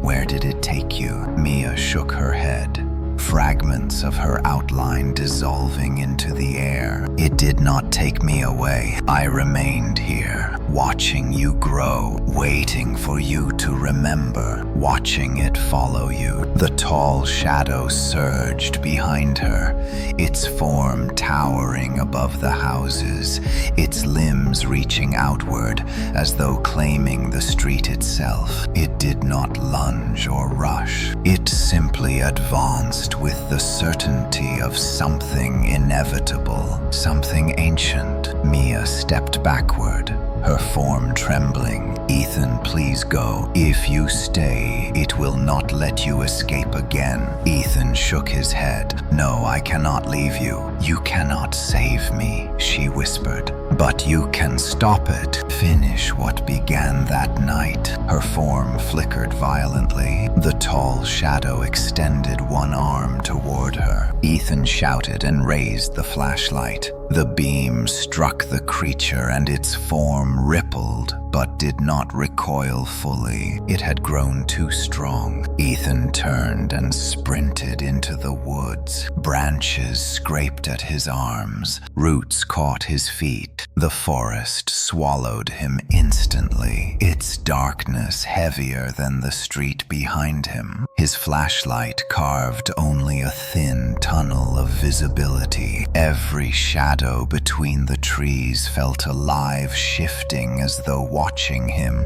The sound of something heavy moving among the trees echoed from behind him. The tall shadow pushed forward, its limbs bending to move around the trunks like flowing tar. The smaller shadow darted through the underbrush, racing ahead of him. Ethan pushed himself harder. His chest burned. His legs trembled. He followed the path by instinct, deeper into the woods, toward a clearing he vaguely remembered, the clearing where he and Mia had played, the clearing where everything had changed. He saw flashes of it in his mind. A summer night, fireflies drifting through the air, shadows dancing in the trees, and a shape emerging from the dark that should not have been alive. A memory, Mia screaming. A memory. Ethan closing his eyes because she had told him not to look. A memory, the shadow choosing him. He broke through the tree line into the clearing. The moon hung overhead, casting a pale glow across the grass. But the clearing felt wrong, too silent, too still. The air here was heavy with presence. Ethan felt the ground pulse beneath his feet like a heartbeat. This was where the shadow first touched him. This was where it had chosen him. The tall figure stepped into the clearing, its form blotting out the tree line. It rose higher than before, stretching into impossible proportions. The smaller shadow crawled beside it, twisting eagerly. Together they pulsed in a rhythm that echoed the distant beating in the soil. Ethan backed away until he felt his spine hit a tree trunk. His flashlight shook in his hand. He turned it on full power and aimed it at the creature. The shadow did not retreat. "You cannot stop me with that anymore," it said, though its mouth did not move. The words vibrated inside his skull. "You remembered. That is what I wanted. You were chosen, Ethan. You belonged to me since that night." Ethan shook his head, tears streaking his cheeks. "I was a child. I did not choose anything." The shadow leaned forward, its form splitting into thin tendrils that curled through the air. "You saw me, and those who see me become mine." Ethan wanted to scream, wanted to run, but something inside him refused to surrender. A spark, a memory. Mia pulling him away. Mia standing between him and the shadow. Mia suffering because she tried to save him. He raised the flashlight again. The beam flickered weakly. Mia appeared beside him, her form barely visible. "Ethan, do not let it claim you. It thrives when you fear it. Remember what I told you. Do not look at it, Ethan. Do not give it power." He stared at Mia, then at the shadow. He understood. He closed his eyes. The clearing trembled. The shadow roared. Though no sound came, the ground vibrated violently. Ethan kept his eyes shut, whispering Mia's words. "It cannot take me if I do not see it. It cannot own me. Not again." The air grew colder. Darkness pressed against him, but he kept his eyes closed, refusing to acknowledge the creature. The shadow screamed in silence. Mia whispered, "Ethan, open your eyes now." He opened them. The clearing was empty, the shadow gone. Only a faint trail of smoke drifted into the trees. Mia stood before him, her form clearer than ever. "You weakened it," she whispered, "but it is not gone. You must finish this." Ethan lowered the flashlight, breathing hard. "Tell me how, Mia. Please." She reached toward him, her hand trembling. "You have to go back to the beginning, to the place beneath the house, the place it came from." Ethan felt the ground shift beneath his feet. The shadow was not gone. It was only changing. Ethan stood in the clearing, his breath uneven, as Mia's ghostly form flickered before him. The air around them pulsed faintly, as though the earth itself responded to the memory he had recovered. The shadow had vanished only moments earlier, but Ethan felt its presence lingering like a storm gathering strength behind distant hills. The forest seemed to tighten around them, branches creaking under a wind that did not truly exist. The moon above wavered in a thin halo of pale light, giving the clearing an unreal quality. Mia pointed toward the direction of their childhood home. Her outline dimmed, then brightened again like a candle threatened by breath. "Beneath the house, Ethan," she whispered. "It comes from there. The beginning is always where the roots grow." Ethan swallowed hard. The idea of returning to the house filled him with dread, deeper than anything he had ever known, but he had no choice. If he ran, the shadow would hunt him until he had no strength left. If he fought it unprepared, it would consume him in an instant. He needed to understand what lived beneath that house, what had slept there long before his family moved in, what had chosen him. He stepped toward Mia. She seemed smaller than he remembered, more fragile. "Maya, did it take you there?" he asked, his voice breaking. Her eyes lowered. "It tried, but I resisted just long enough to stay near you. I never left Pine Harbor because it never stopped watching you. It followed you everywhere, Ethan. It grew with you, and when you forgot, it waited." A surge of guilt struck him. He had lived years without remembering her final night, while she remained trapped in whatever half-existence the shadow allowed her. "Mia, I am so sorry." She shook her head. "Do not be sorry. Be strong. Finish this before it finishes you." The trees shuddered. A low vibration rippled through the ground, making Ethan stumble. Mia jerked her head toward the house. "It is coming back," she warned. "You weakened it, but only for a moment. Go before it regains its shape." Ethan nodded, gripping the fading flashlight. Its light was weak, nearly useless, but it offered a small comfort. He ran from the clearing, following the narrow path between trees. Branches snapped beneath his feet. The forest seemed alive, shifting around him,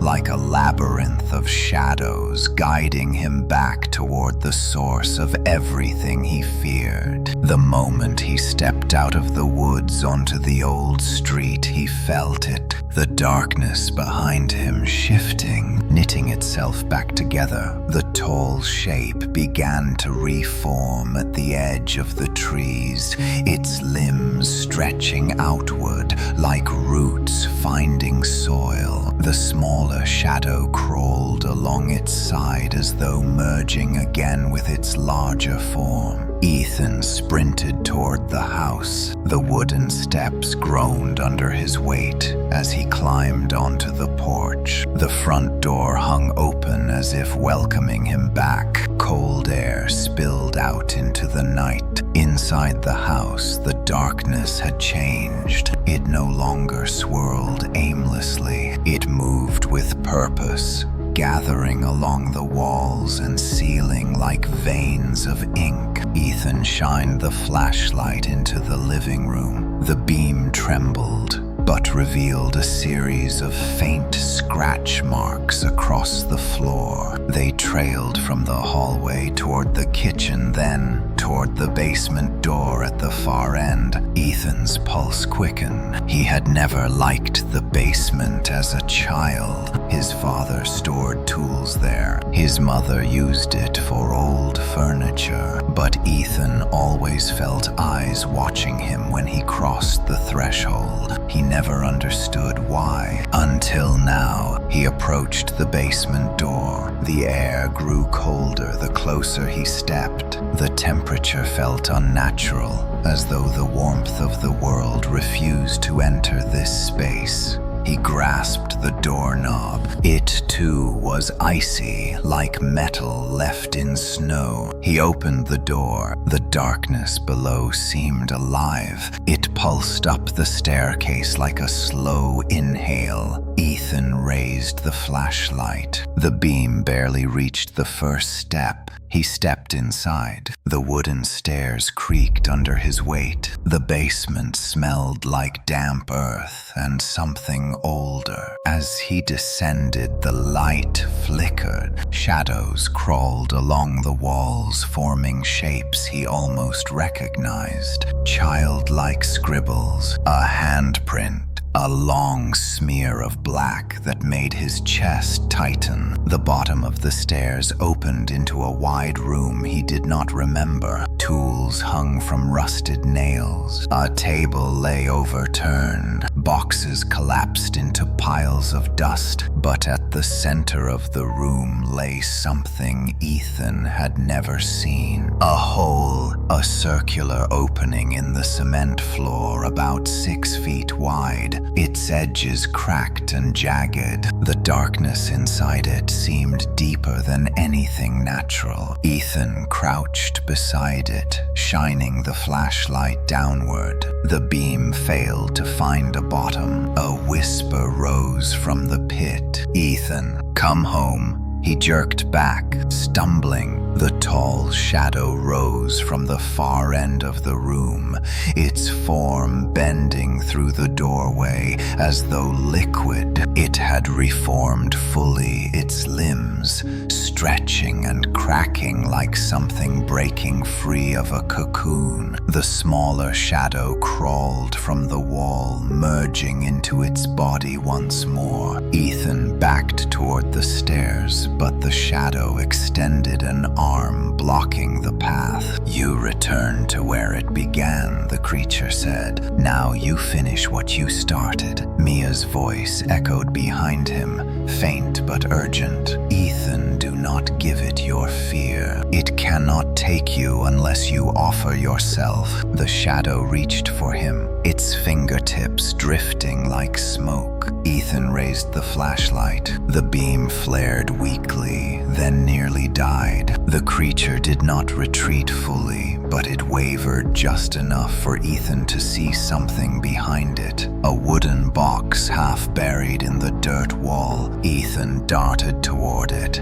sliding across loose soil. The shadow roared, silently twisting toward him. He ripped the box free and opened it. Inside lay drawings, child drawings, his drawings, pictures of the shadow. But the earliest picture was not drawn by him. It was drawn by Mia. He felt the truth hit him like cold water. Mia had seen the shadow first. She had drawn it long before the night it came. It had not chosen him. It had chosen her. And she had forced it to choose Ethan instead. The floor shook.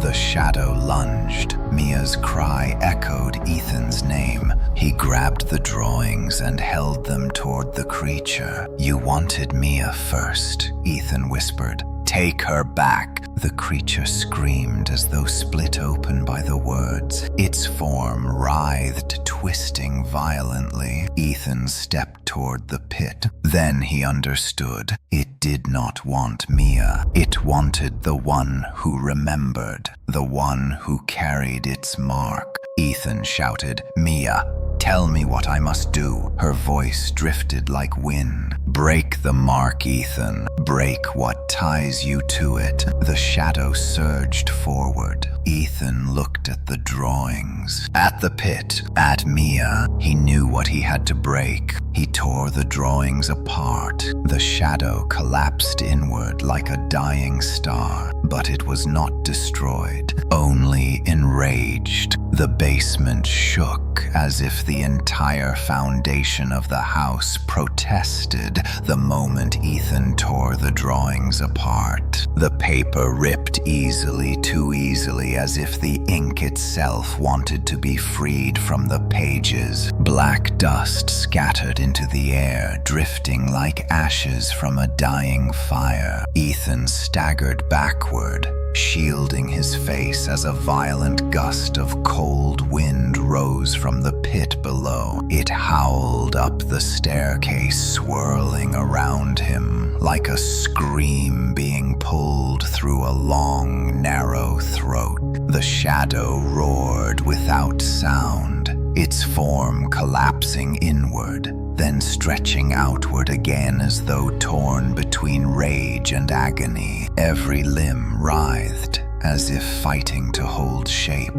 The smaller shadow twisted along its surface, merging, then splitting, then merging again like a parasite losing its host. The creature struck the ground with a force that cracked the cement, sending tremors through the basement floor. Ethan tried to steady himself, but the room spun around him. He clung to the wall, gasping. The torn drawings still fluttered in his hands, their pieces drifting toward the pit, as if drawn by an invisible force. Mia appeared beside him, her form flickering with urgency. "You hurt it," she whispered, "but you also woke it." Ethan, listen. The drawings were not just memories. They were bonds, marks, threads that tied it to you. You broke some of them, but not all. Ethan stared at what remained in his shaking hands. One piece of a drawing clung to his palm, a single eye drawn in uneven, childish strokes. His breath caught. He remembered drawing that eye, not as a child, but as a teenager. He remembered waking one morning years after Mia vanished, feeling watched. He had drawn the feeling, and by doing so, he had strengthened the bond again. His own memory had become a door. The shadow surged upward, slamming one massive arm into the wall. Dirt rained from the ceiling. The wooden beams groaned. Mia looked up, panic flashing across her fading expression. It is trying to break the house. It wants to collapse everything. If the structure falls, the pit will open fully, and nothing will stop it.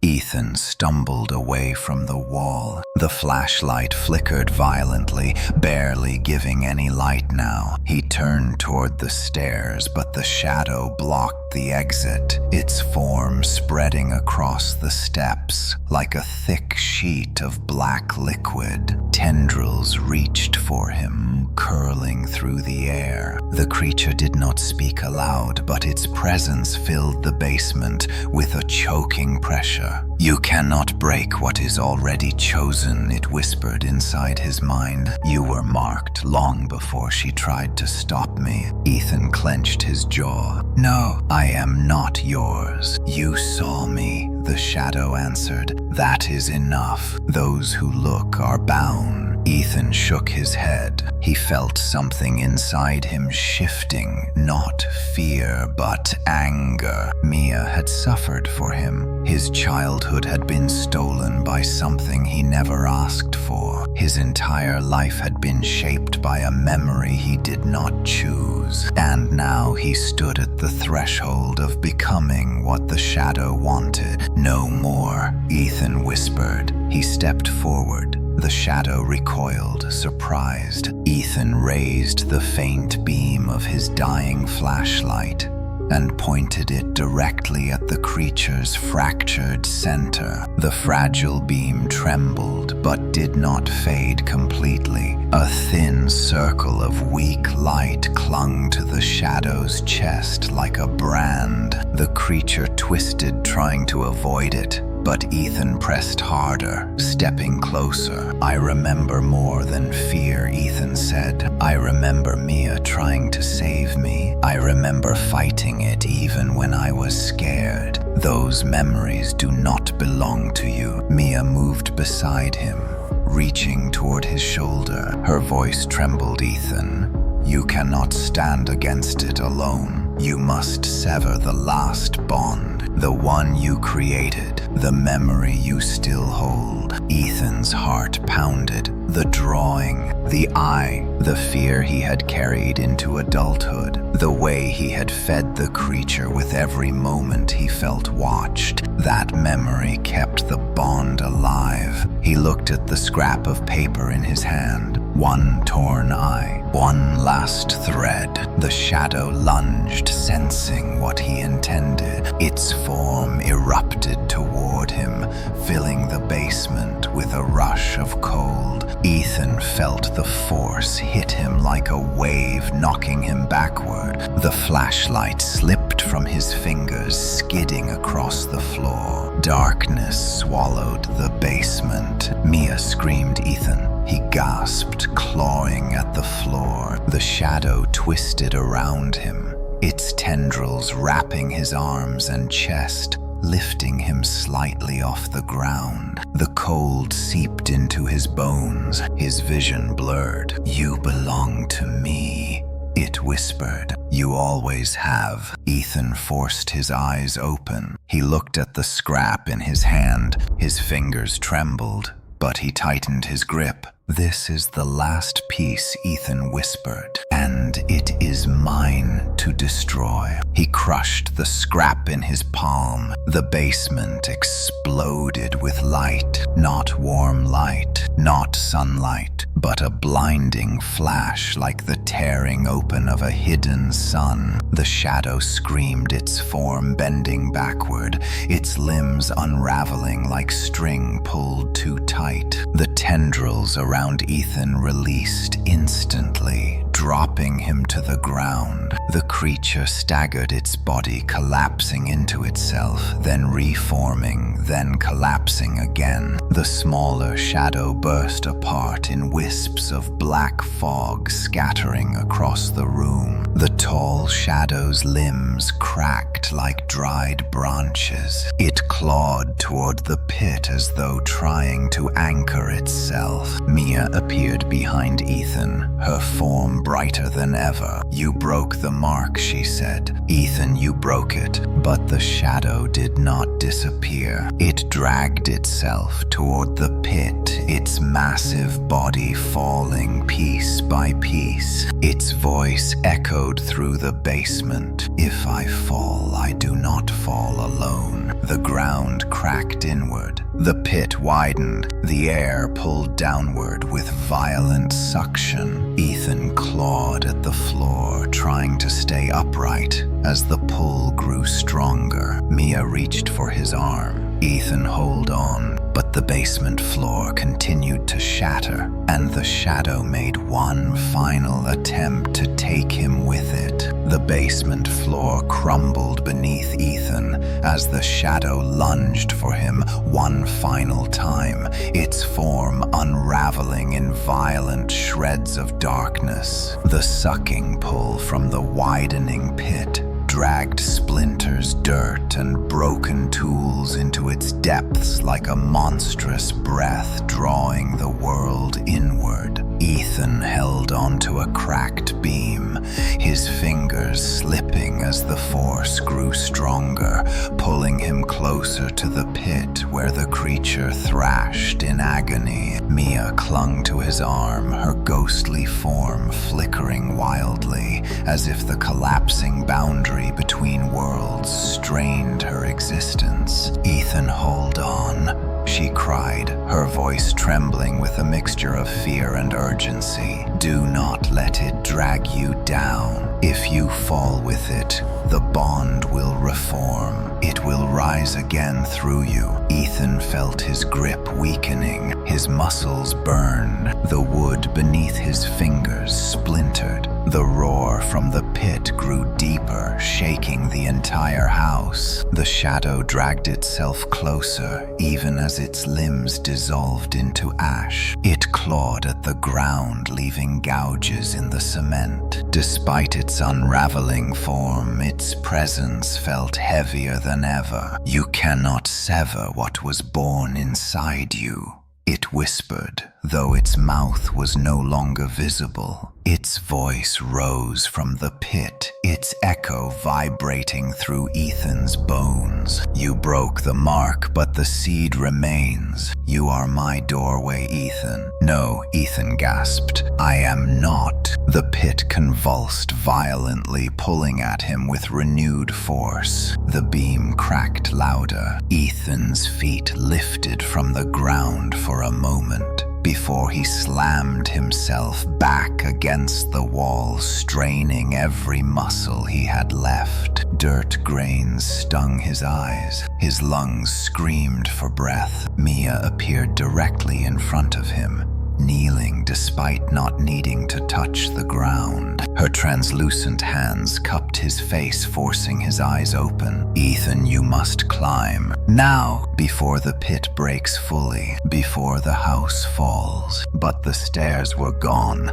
swallowed by collapsing floorboards. Shadows seeped from every crack, forming liquid pools that tried to wrap around his legs. A thick tendril lashed outward, grabbing his ankle. Ethan cried out, gripping the beam tighter. As the creature yanked him toward the pit, Mia screamed his name and tried to pull him back, but her hands passed through the shadow's tendril as though it were made of smoke. She reached again and again, each attempt weaker than the last. Ethan fought to kick the tendril free. His foot struck the cold darkness again and again until finally the tendril loosened its grip. He used the moment to drag himself toward the nearest intact support beam. His fingers found the edge. He pulled, muscles trembling, arms burning. Inch by inch, he crawled away from the pit as debris fell into the hole behind him. The pit grew wider, splitting the basement floor. The creature's voice rose like a storm, saturated with fury and desperation. "You cannot escape me, Ethan. Your shadow still belongs to me. The moment you fear, I will rise again." Ethan grit his teeth. "No, not anymore." He reached the beam and pulled himself upright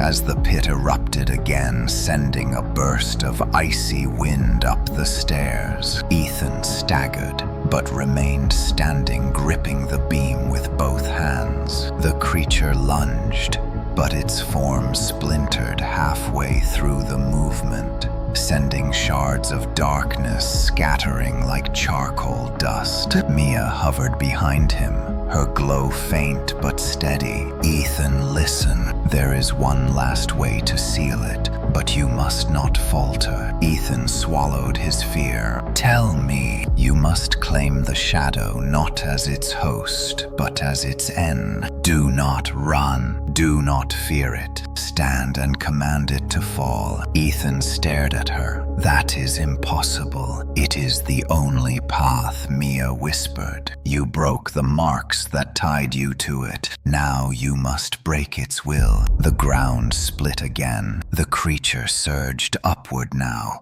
only a warped torso and a twisted head, barely holding together. Its voice shook the walls. "You belong to me. You always have. You always will." Ethan stepped forward. His legs trembled. Sweat mingled with dust on his face. Every instinct screamed at him to run, but he forced his feet to move.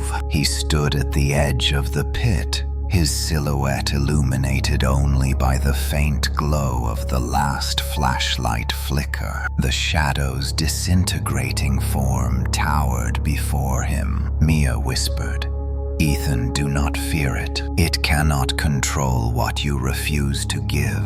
Ethan inhaled, shaking. The pit pulled at him. The shadow reached. He shouted, "Stop!" For a moment, everything froze. The creature halted mid-surge, its form shuddering as though stunned. The wind ceased. The fragments of darkness hovered in the air, suspended. Ethan stepped closer until he stood only a foot from the pit. His voice shook but remained loud. "You do not own me. You do not choose me. I choose." The shadow's broken head twisted violently, its jaw splitting as if trying to scream, but no sound came. Ethan pointed into the pit. "Fall." The basement exploded with motion. The creature convulsed its limbs, snapping backward. as if forced by invisible hands. The smaller shadows clung to it desperately,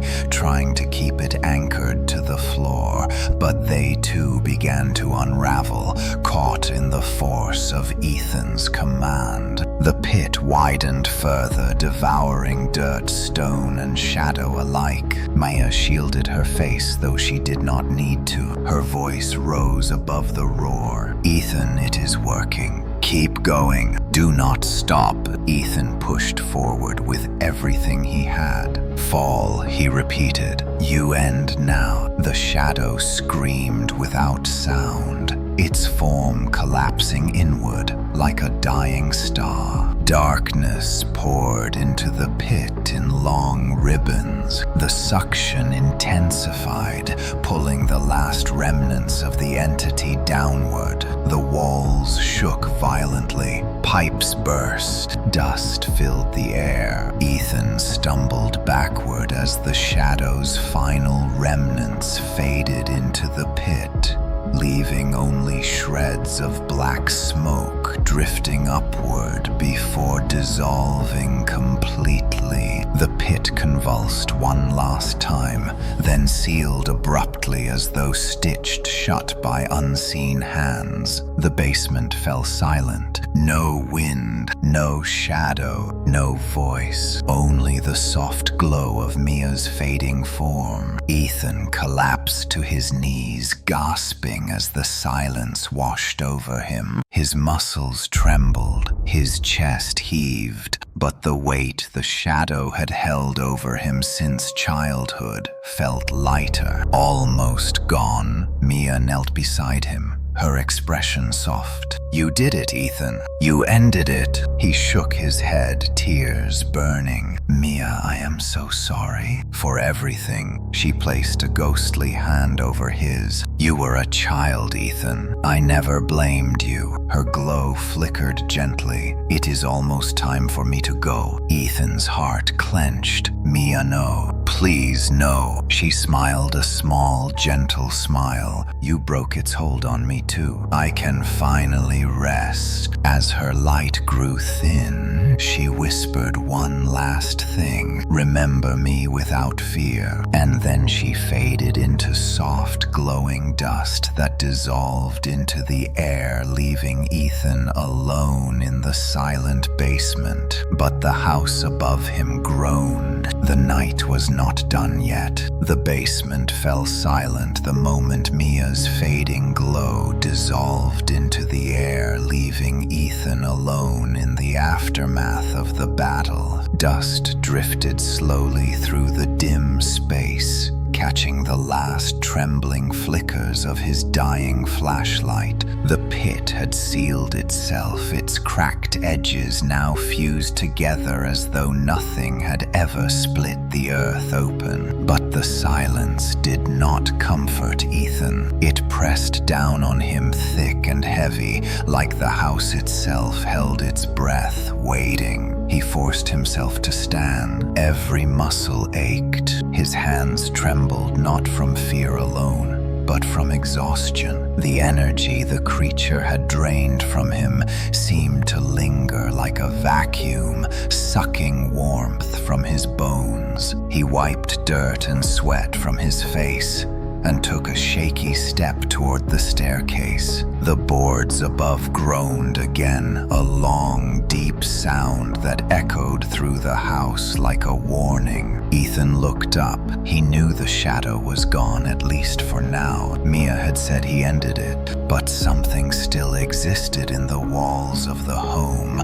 something older than the creature itself, something that had birthed the pit, something that had awakened the moment Ethan broke the bond. He climbed the stairs cautiously. The wood creaked under his weight, but held. When he reached the top, he stepped into the hallway where the darkness felt different now.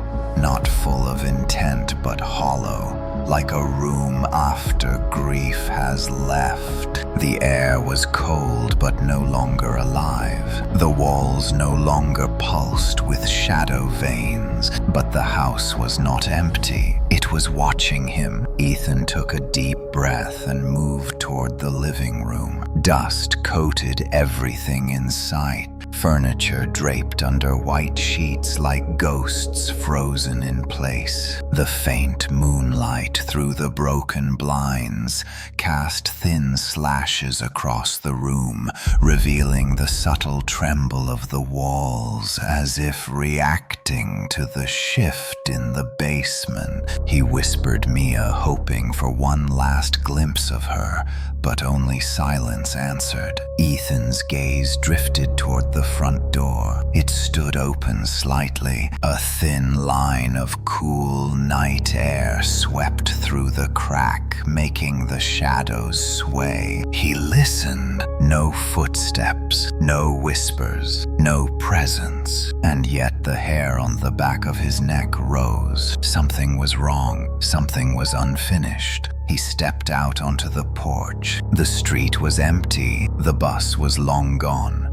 Pine Harbor looked dead. No lights, no movement, no wind. The stillness felt unnatural, as if the moment Mia vanished, the rest of the world paused in mourning. He walked down the porch steps and stood in the middle of the street, turning in slow circles, listening for anything, any sign of life. But the silence was perfect. Too perfect. Then the ground vibrated beneath his feet. Ethan froze. A single crack sounded behind him like the snap of a bone. He turned slowly toward the house. A thin line split across the home's foundation, directly above where the pit had once opened. The crack widened inch by inch, as though something beneath the house still moved, something that had not vanished even after the shadow fell. Ethan whispered, "No." The ground split again. This time the sound echoed through the entire street, like a deep groan from the earth. The porch tilted slightly. Dust spilled from the roof. Birds erupted from the trees behind the house, flying into the night in frantic flocks. Ethan stumbled backward. The pit may have sealed,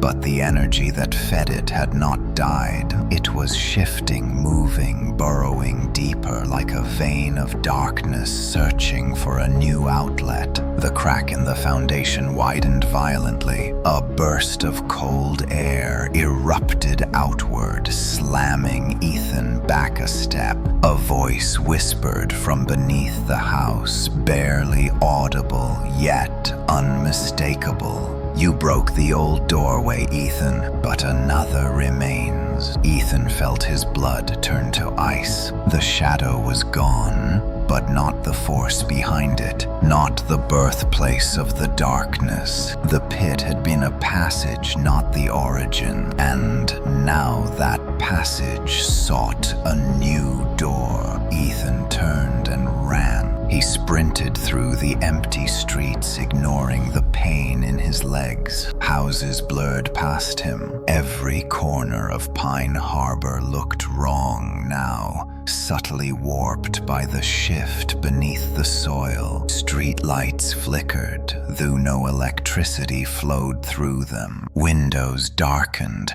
then brightened with faint glows, as if something moved inside the walls. Ethan reached the edge of town. The forest loomed ahead, swallowing the moonlight. He hesitated. He did not know where to run. He had no plan, no weapon, no Mia to guide him. But he could not stay. Whatever was rising beneath the house would not remain confined for long. And if it wanted him, it would search. It would follow. The ground trembled again. A crack tore through the pavement behind him, stretching like a reaching arm. Ethan bolted into the woods, sprinting down a path he barely remembered. Branches whipped his his face, but he did not slow. He focused on the rhythm of his breath and the faint hope that distance might weaken the force chasing him. Then he saw it, a faint light flickering between the trees. He hesitated, slowing his pace. The forest ahead glowed with a pale shimmer like moonlight falling through fog. Ethan squinted. No, not moonlight. Something else. Something warm. Something steady. He approached slowly. A lantern rested on a stump. Not modern. Old. The glass chipped. The flame flickering as though barely clinging to life. Ethan reached for it instinctively. The moment his fingers brushed the handle,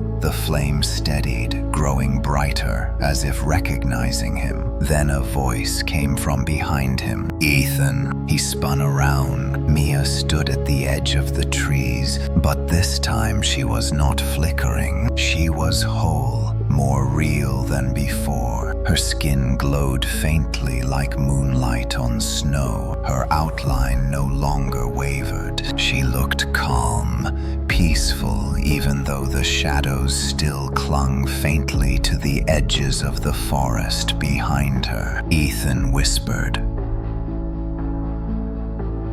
"Mia, how are you here?" She stepped closer. "When you broke the mark, you freed more than yourself. You freed what was left of me, but I cannot stay long." The force below the house was not the shadow. It was older, deeper. "It will rise if you do not stop it." Ethan gripped the lantern.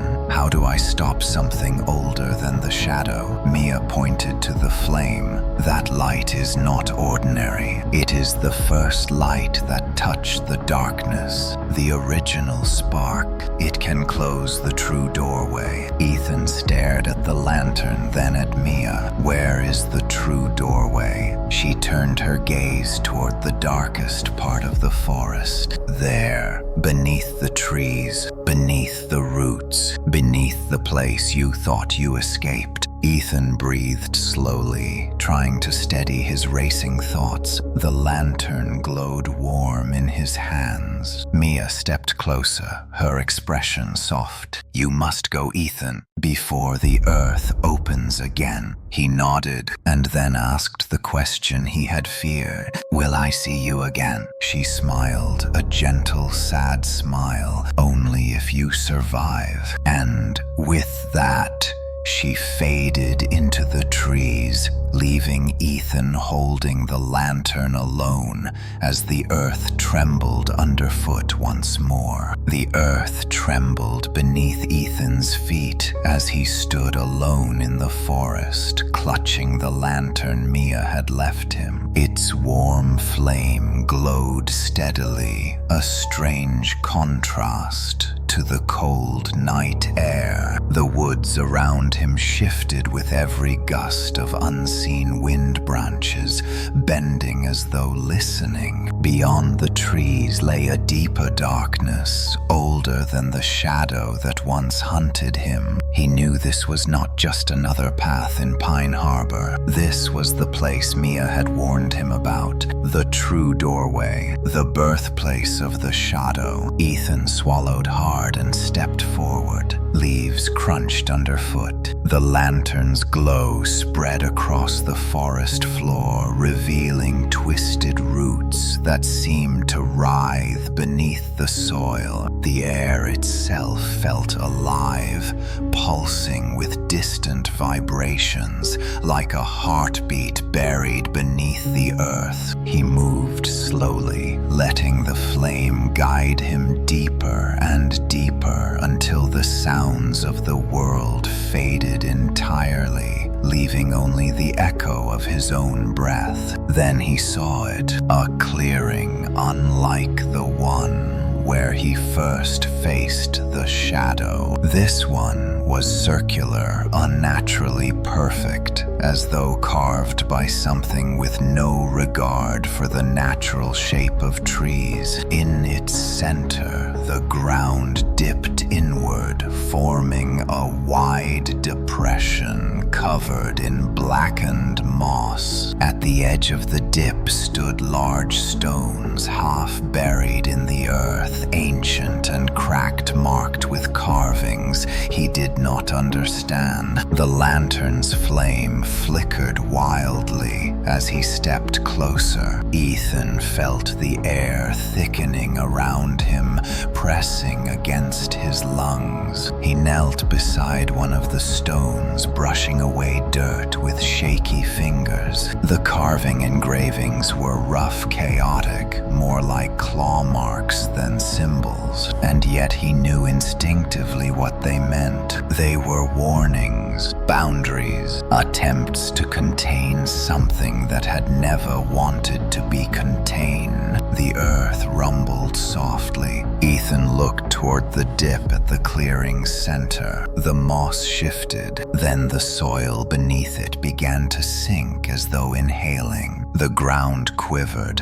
and a faint cold mist seeped upward, swirling around his ankles. The doorway is waking. Mia's voice drifted through his memory, soft but urgent. Beneath the roots, beneath the trees, beneath the place you thought you escaped. He tightened his grip on the lantern. The flame steadied again, as though responding to his determination. He stepped toward the dip, his shoes sinking into the soft earth. The mist curled around him, drawn to the flame like moths to a candle, yet unable to touch it fully. Ethan reached the center just as the ground cracked open. A long, jagged tear split across the dip, creating a narrow fissure that pulsed with darkness. The mist poured from it in heavy waves, filling the clearing with cold. Ethan staggered back, raising the lantern. The flame brightened fiercely, pushing back the mist, but failing to seal the fissure. Whatever lay beneath was stirring. A low, distant roar echoed from inside the crack.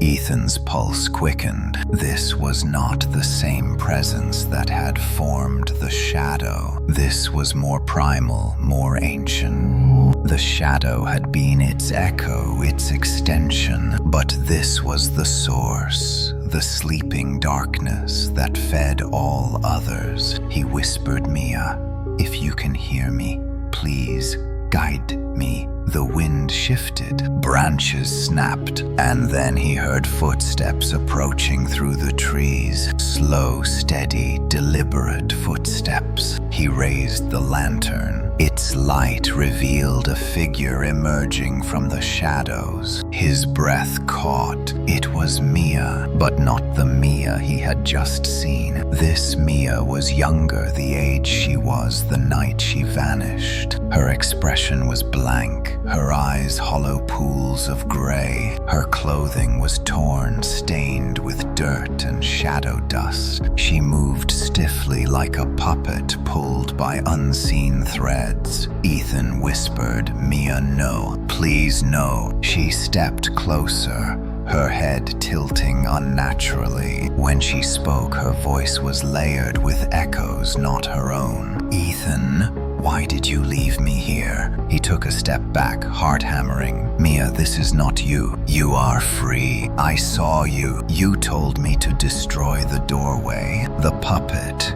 Mia smiled a slow, unnatural curl of the lips. "That was not me, Ethan. That was only what you wanted to see." The ground trembled violently. The fissure widened, the mist thickening, until it churned in spirals around them. Ethan lifted the lantern higher. The flame flared, pushing the puppet Mia back slightly. But she did not vanish. She reached toward him, fingers lengthening into dark tendrils. "You freed me, Ethan. Now it is your turn to come home." Ethan shook his head. "Mia is not here. You are not her." The puppet's face twisted into a grotesque mask of anger. "Not her.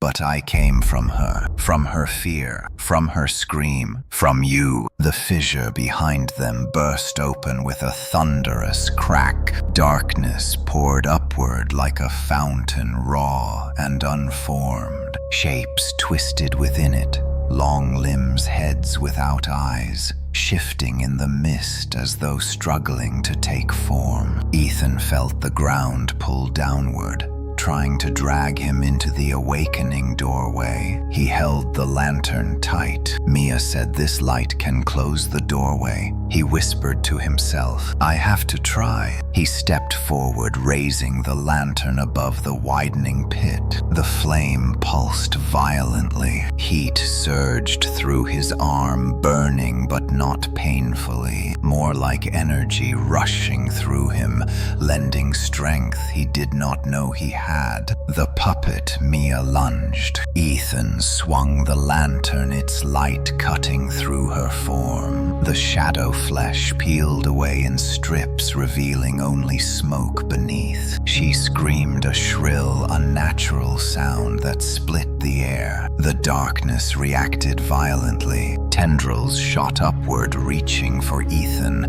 trying to snuff out the flame. He stepped back, planting his feet firmly in the soft earth. "Close it," he screamed. "Close." The lantern glowed brighter, brighter still, until the flame erupted into a radiant column of light, shooting downward into the fissure. The darkness recoiled. The puppet Mia shrieked. The forest pulsed as though breathing out. The fissure began to shrink, collapsing inward slowly, painfully, like a wound forced to close. But something massive moved beneath the ground, shaking the forest. The doorway resisted. The light flickered. The force tugged at Ethan's arm, trying to drag the lantern from his grasp. The wind blasted outward in violent bursts. Tree roots ripped through the soil, twisting like serpents. Ethan screamed through gritted teeth. "Not this time!" The lantern burst with blinding fire. A shockwave blasted through the clearing. The shockwave from the lantern explosion tore through the clearing like a living force. Leaves spiraled upward.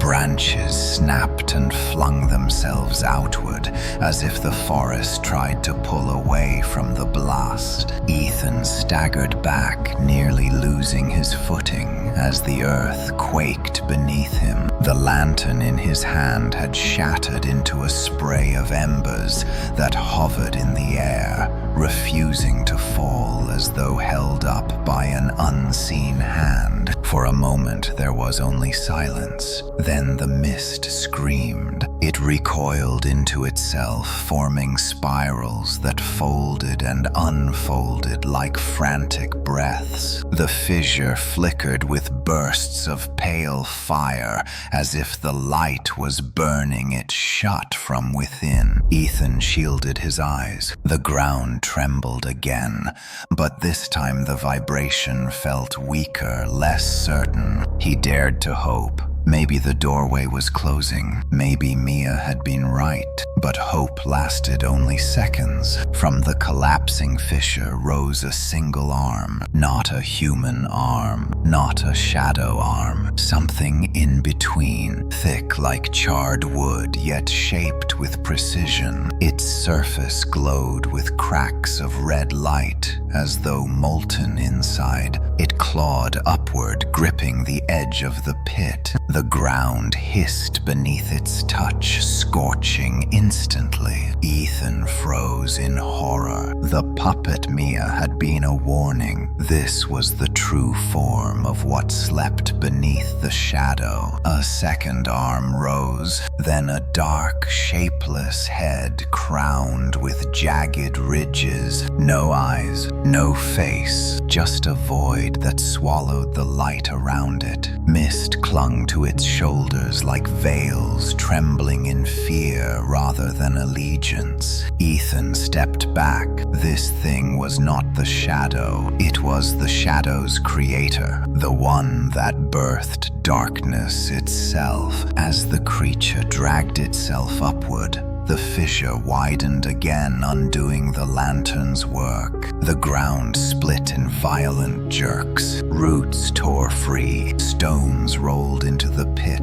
The ancient doorway refused to close, and the monstrous being clawed its way into the world with agonizing purpose. Ethan turned to run, but the forest shifted. Trees bent inward. Branches wove together, forming a wall behind him. He spun in the other direction. The forest closed there too, every path sealed by twisting roots and vines. The creature beneath the doorway controlled the land itself. The air grew thick, chokingly cold. A voice rose from the pit, not in words, but in pulses of sound, vibrations that crawled across Ethan's skin. His head throbbed with pressure. The creature's form expanded, rising to its full height, a towering mass of darkness and molten cracks. Ethan whispered,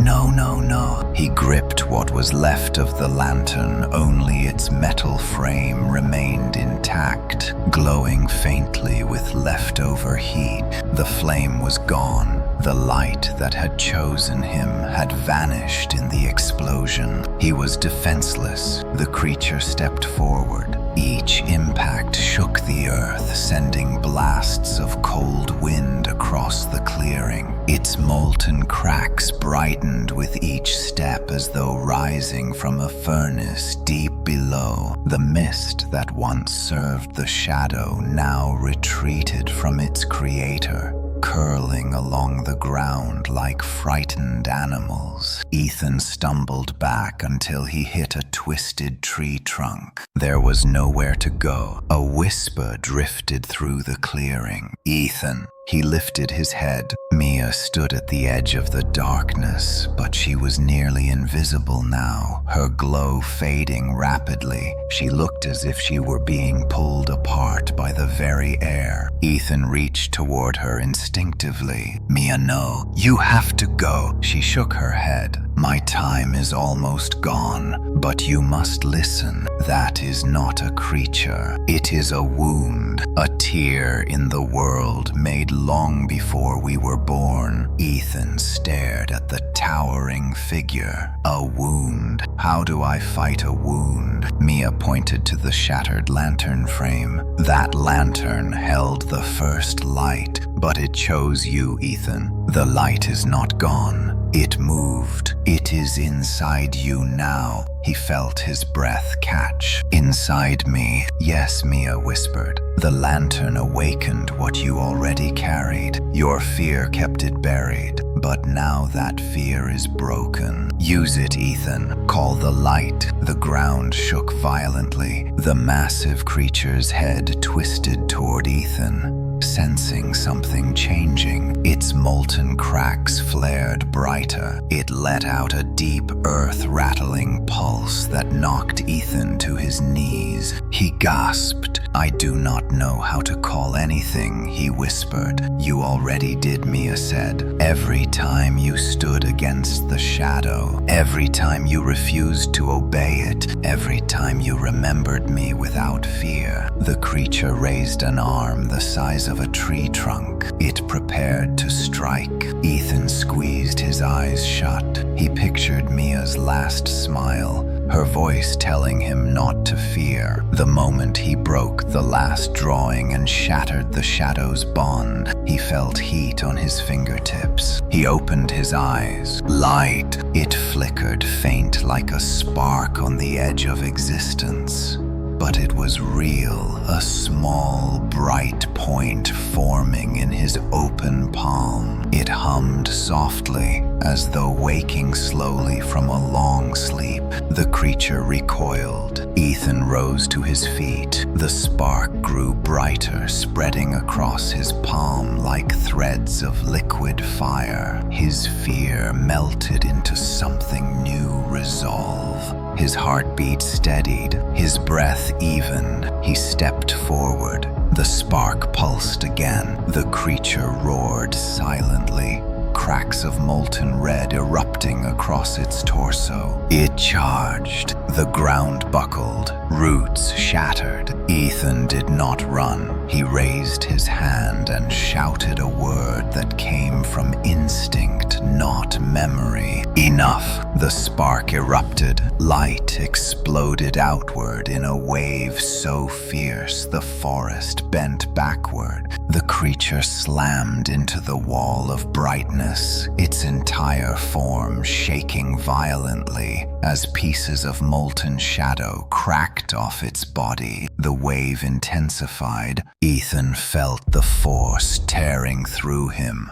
But it did not burn. It embraced him, strengthened him. The light had chosen him fully. The creature stumbled back toward the fissure. Its limbs split, its void face cracked like broken glass. The molten glow dimmed. Ethan stepped closer. Raising his hand again, the light answered. But as the beam grew brighter, the creature clung desperately to the edges of the doorway, refusing to fall. The ground began to split again. The fissure spread outward. The forest shook. Ethan screamed through the light. Fall! The creature howled in pulse vibrations, but did not fall. Not yet. The clearing shook with the force of Ethan's command, but the creature clung to the edges of the fissure, refusing to fall. Its molten cracks pulsed brighter with every pulse of Ethan's light, as though feeding on the resistance itself. Ethan felt the heat of the glowing energy radiating from his palm, but the surge that once felt empowering now trembled unsteadily inside him, like a flame fighting a storm. The creature roared without sound. Its massive frame twisted its jagged limbs, digging into the earth. The ground split further beneath the weight. Dirt and roots crumbled downward into the widening void. Ethan staggered, but forced himself to stand firm. He focused on the spark in his palm, willing it to grow brighter, but it flickered dangerously. No, not now, not again. His breath hitched. His vision wavered. The forest around him danced in distorted waves. The light inside him dimmed, then flared again like a heartbeat in distress. Mia's fading voice echoed inside his mind. Do not fear it, Ethan. Fear gives it strength. He clenched his jaw. He had spent his whole life running from fear, feeding the darkness with what he refused to face. But now he stood before the source of that darkness itself, the wound that birthed the shadow. He could not let fear decide his fate now. The creature heaved upward, pushing itself halfway out of the fissure. Its molten ridges cracked open further, revealing hollow channels of red light running like veins. The heat radiating from it burned Ethan's skin. Though the air remained cold, the mist trembled around the monster, shrinking away from Ethan's flickering light. Ethan whispered through clenched teeth, "Fall, fall, fall." But the creature only roared again. A pulse of darkness erupted from its core. The blast struck Ethan like a shockwave, throwing him backward across the clearing. His spine slammed into a tree. Air burst from his lungs. His vision flashed white. The spark in his palm vanished. He slid to the ground, gasping. No light, no protection. The creature sensed it instantly. It dragged itself fully out of the fissure, rising to its full height, towering above the clearing like a pillar of living darkness, streaked with molten fire. Ethan watched it shift and reshape, as if its true form had not yet settled. Its head split into 3 jagged protrusions, opening like a blooming nightmare flower. Its limbs extended into long talons. Ethan pulled himself up, wheezing. His ribs screamed. He pressed one hand against the tree trunk and forced himself to stand. He stared at his empty palm. Come on, light, please. But only a faint warmth lingered. The creature stomped forward. Each step cracked the ground, sending tremors through the clearing. The ancient stones trees bent inward as though bowing to a god of darkness. Ethan stumbled backward. He tried to summon the spark again, but fear clawed at his chest, tightening its grip. His thoughts spiraled. What if it was gone? What if the light only answered once? What if he was never meant to wield it? A voice whispered behind him. Ethan. He turned. Mia stood behind him again, but barely. Her form was thin, translucent, nearly breaking apart. The wind blew straight through her. She looked weaker than ever, yet her eyes were steady. Mia, you cannot be here, he cried. I have to be, she whispered. You are losing yourself. The light lives inside you, but you must let it out. Do not force it. Do not beg it. Become it. The creature roared, a gurgling sound like mountains collapsing. It slammed one arm into the ground, sending a shockwave that ripped through the clearing. The force threw Ethan and Mia apart. Ethan crashed into the dirt, rolling across the ground. Mia flickered violently, her form scattering into fragments. Before pulling itself together, Ethan tried to rise again, but his body refused to move. He felt the earth shake as monstrous footsteps approached. The creature's shadow fell over him, stretching long and jagged across the broken earth. Ethan looked up. The creature raised an arm, preparing the final strike. He closed his eyes. He thought of Mia's smile, the nights she stayed with him when he was afraid, the day she disappeared because she tried to save him, the guilt that haunted him, the fear that ruled him. But now he understood. Fear was the doorway, but so was love. He whispered her name. Mia. The light answered. A spark ignited inside his chest, not in his hand. Warmth flooded through him like golden fire. It rushed down his arms, his legs, his spine. It filled every breath, every heartbeat, every memory of Mia's sacrifice. He opened his eyes. His entire body glowed. Golden white light erupted from his skin,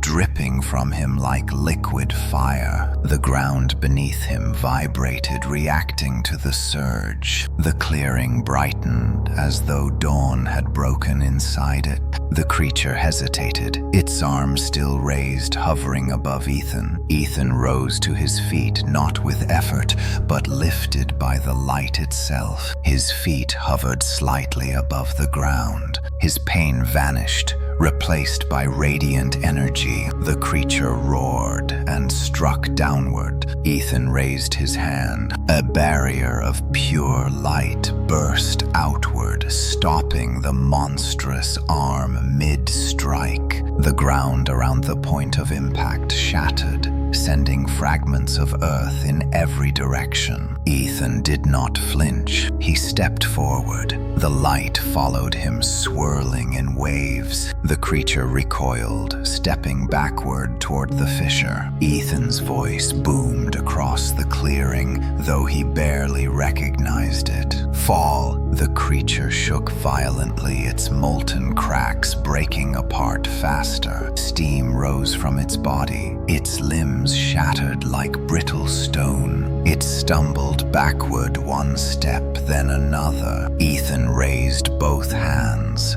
and the light poured from him in a blinding surge. The creature screamed silently as its form crumbled piece by piece. The molten core inside it burst open, light slicing through it like blades. The fissure widened, pulling the creature downward. It clawed desperately at the earth, but its fingers dissolved into dust. Its torso cracked, its head split open. Ethan shouted one last time. Fall! The creature collapsed entirely, shattering into fragments of black stone and molten ash. The fissure devoured the remnants, sucking every piece into the earth. The light around Ethan blazed brighter, then vanished. He collapsed to his knees, breathing hard. The clearing fell silent.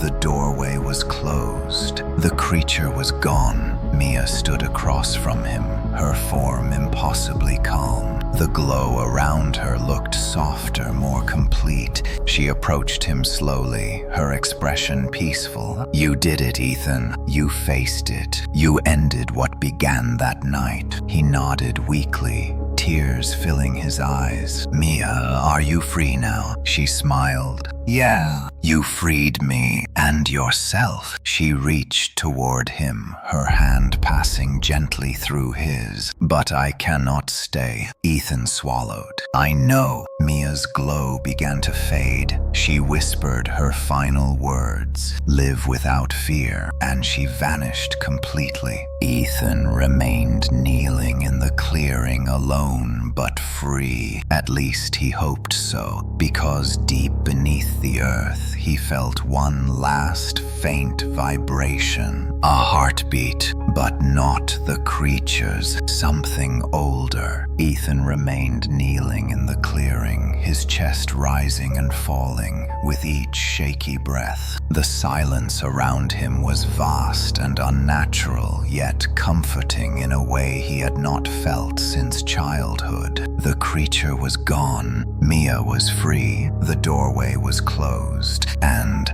for the first time in years, the darkness inside him no longer felt like a living thing with claws. It felt empty, quiet, almost peaceful. But then he felt it, a faint vibration running through the soil like a distant echo, a heartbeat not from above, but from deep beneath the earth. The ground pulsed once gently, then again stronger. Ethan stiffened. His fingers dug into the moss as he leaned closer to the ground. No, please no. Another pulse, slow, steady, ancient, not the creature's rhythm, not the same pattern he had felt before, but something heavier, older, colder, something that had slept through the battle, something that had not cared whether the shadow or its creator lived or died. Something beneath all of it. Ethan rose slowly. The clearing had changed. The trees no longer leaned inward,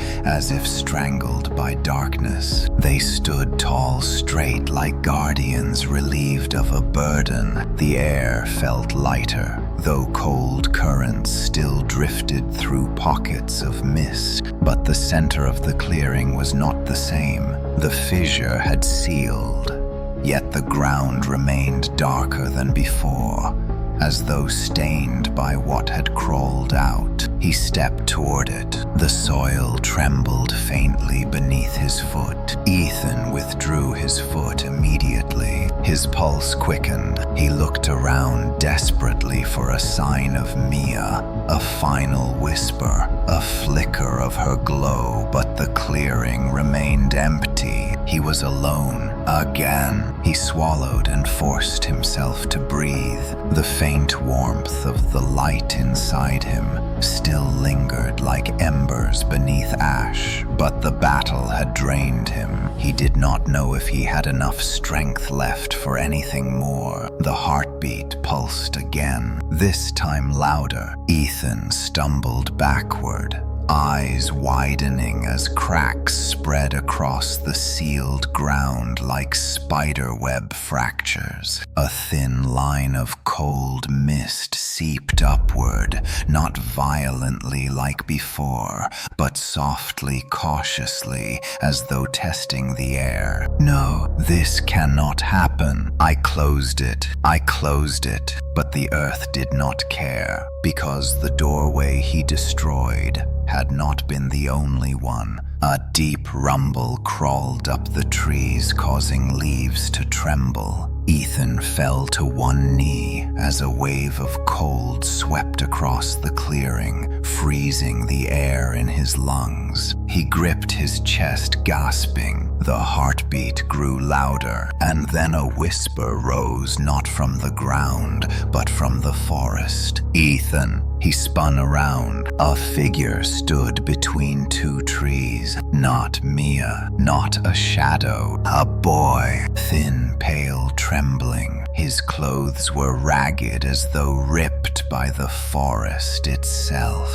His eyes were wide and hollow, dark circles beneath them. Ethan stared breathlessly. No, this is impossible. The boy took a step forward. His voice was soft, fragile, almost afraid. Ethan, you left me here. Ethan shook violently. Memories slammed into him. Memories he did not know he had. Memories that were not truly his. A hand in the dark grabbing his wrist. A second child crying. A voice whispering, "Run, Ethan, run." He staggered backward. This boy was familiar, yet impossible. Mia had been the only one with him that night. He remembered her voice, her scream, her sacrifice. There had been no one else. The boy stepped closer. His hands trembled. His head tilted. "You forgot me, Ethan. You left me when the darkness came." Ethan clutched his head. Lies, lies. There was no other child.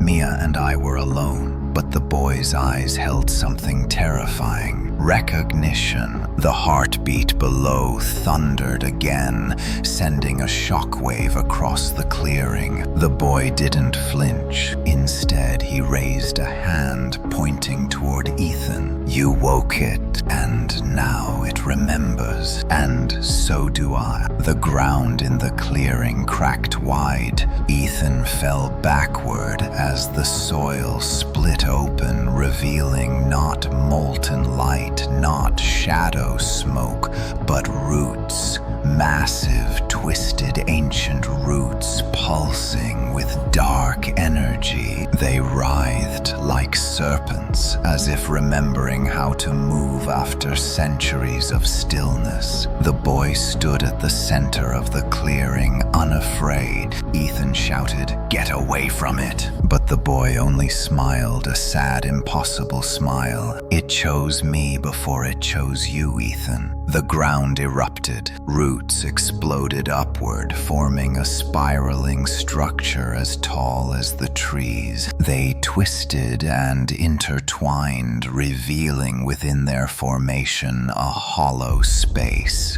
A doorway not of earth or darkness, but something in between. A liminal wound. a place where light and shadow mixed in unnatural, swirling layers. The boy stepped toward it. Ethan screamed, "Stop!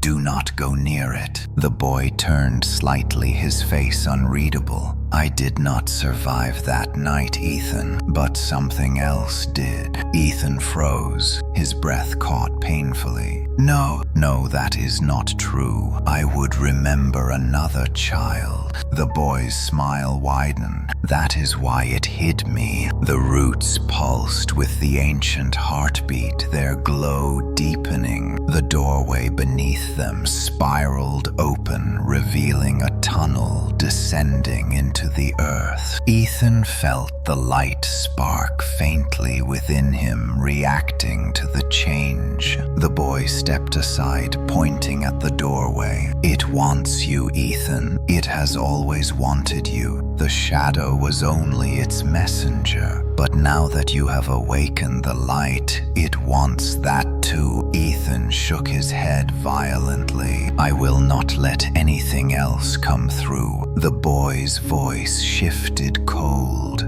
distorted, layered with something ancient. "Then stop it." He vanished. No fade, no flicker, no drift of mist, simply gone. Ethan stood trembling, staring at the roots writhing above the new wound in the earth. The doorway pulsed brighter, forming shapes within the swirling darkness. Hands, maybe faces or echoes of them reaching outward. It was not darkness. It was not light. It was hunger. Ethan clenched his fists. Fear clawed at his throat, but he swallowed it down. Mia's final words anchored him. "Live without fear." He stepped forward. The light inside him glowed weakly, then steadied, embers turning to fire. He approached the doorway. Roots trembled around him, sensing his presence. The heartbeat grew louder, filling the forest like a drum of war. Ethan whispered one final promise to himself. "This ends now." And he stepped toward the wound in the earth. The roots parted as Ethan stepped toward the swirling wound in the earth. The pulsing doorway breathed like a living thing, each inhalation pulling cold air downward into its depths. The heartbeat beneath the soil had grown stronger, deeper, ancient, in a way that made Ethan's bones tremble. Yet the ember of light inside him did not dim. It flared warm, steady, as though recognizing the place where everything had begun. He stopped at the edge of the spiraling roots and stared down into the churning darkness. The tunnel seemed endless, twisting into a void where no shadow and no light fully existed. It was not just a passage. It was a throat leading into something older than any creature he had faced. Something that had birthed fear itself. Ethan whispered to himself, "This ends tonight." He lowered himself into the opening, gripping the roots for balance. The moment his foot crossed into the swirling dark, the forest above him fell silent. The wind stopped. The heartbeat faded. Only the sound of his own breath followed him downward. The roots curved around him, forming a tunnel descending deeper and deeper. The air thickened the farther he went, becoming heavy, almost wet. The ember in his chest pulsed with each heartbeat, illuminating the narrow path with soft golden light. Strange markings began to appear on the roots, faint glowing symbols, not carved, but grown into the wood. They writhed, subtly shifting in response to his presence. Ethan shivered. but did not stop. After what felt like minutes or hours, the tunnel opened into a vast cavern. Ethan stepped forward, his breath catching in his throat. The cavern was enormous, stretching beyond the reach of his dim light. Columns of ancient stone jutted from the ground, twisted like frozen tornadoes. A lake of black liquid sat in the center,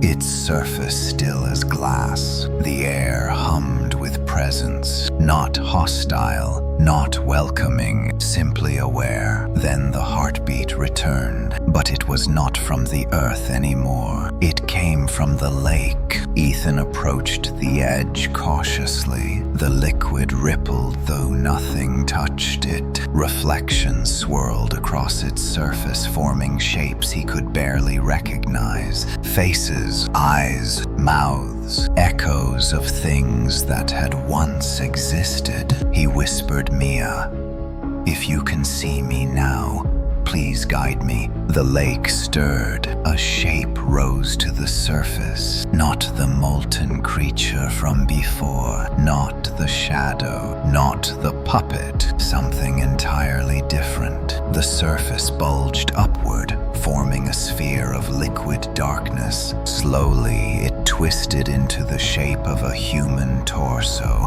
then arms, then a head. But the figure remained featureless, smooth like polished obsidian, unfinished, waiting for something. It stepped onto the ground, the lake closing behind it silently. Ethan staggered backward. The figure tilted its head. Then it spoke with a voice that echoed with countless tones. "You brought the light." At last, Ethan clenched his fists. "Who are you?" The figure stepped closer, each movement elegant, controlled. "I am what remains before fear takes shape. I am the source from which shadows learn to crawl. I am the breath before a nightmare." Ethan swallowed. "Are you the one who created the shadow that hunted me?" The figure paused. "No, I am not creator. I am the well. What crawled into your world was merely a reflection drinking from me." Anger flared in Ethan's chest. "You took Mia. You tried to take me." The figure shook its head slowly, as though amused by a child's misunderstanding. "I did not take Mia. I did not choose her. I did not choose you. Your fear opened the path.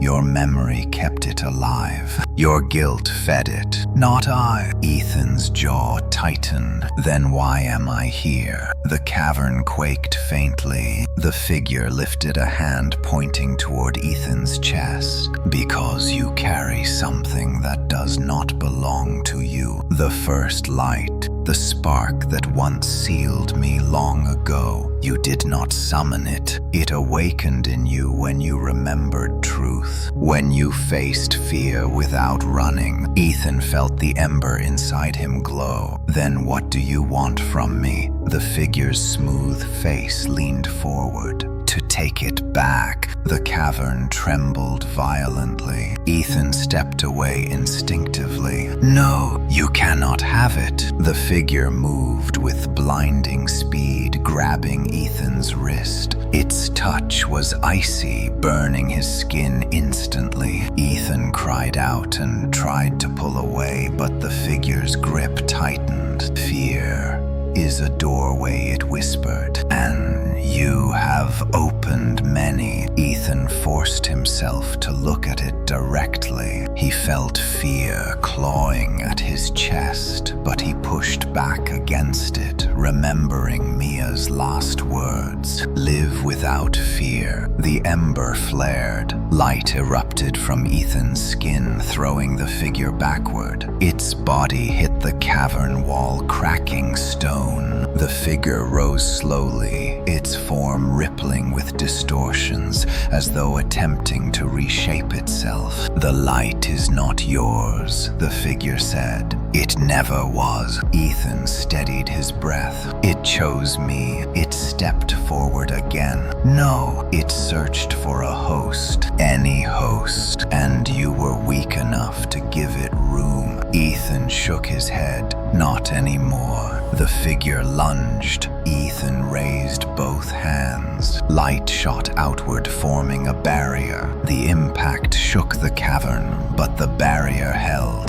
The figure pressed against it, cracks forming across its body. You cannot contain what you do not understand, it hissed. Then teach me, Ethan shouted. The figure hesitated, its form flickering. Ethan pressed forward. Tell me what this light truly is. Silence. Then the figure spoke slowly. Long ago there was a battle between shadow and light. Not creatures, not gods. Forces. The first light sealed the earliest doorway, but not fully. The world healed, but the wound remained. You carry that broken fragment, the only thing that can finish what began ages ago. Ethan's eyes widened. Then help me seal it. The figure's form trembled violently. I cannot seal myself. The wound is me. The cavern shook. The lake churned violently. Roots tore from the walls, dripping black ichor. Ethan felt realization strike him like lightning. To seal the wound, I must destroy you. The figure stepped back, its voice vibrating with complex emotion. Or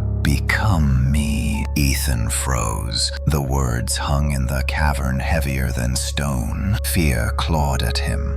But the light pushed back. He whispered, no, I will not become what you are. The figure tilted its head. Then you choose destruction. It lunged. Ethan met it head on. The collision of light and primordial darkness shook the cavern like a collapsing star. Ethan felt the cavern floor disintegrate beneath him, but the light lifted him upward, forming wings of radiance that held him suspended. The figure wrapped around him like liquid shadow, trying to suffocate the ember in his chest. Ethan screamed, pushing outward with everything he had. The cavern walls exploded with beams of light. Roots shriveled. The lake boiled. The figure cracked, splitting down the center. Ethan pressed harder, light pouring from him in a torrent. The figure shattered. A wave of darkness burst outward, then dissolved into dust. The cavern rumbled, collapsing. Ethan fell, collapsing to the ground. The ember inside him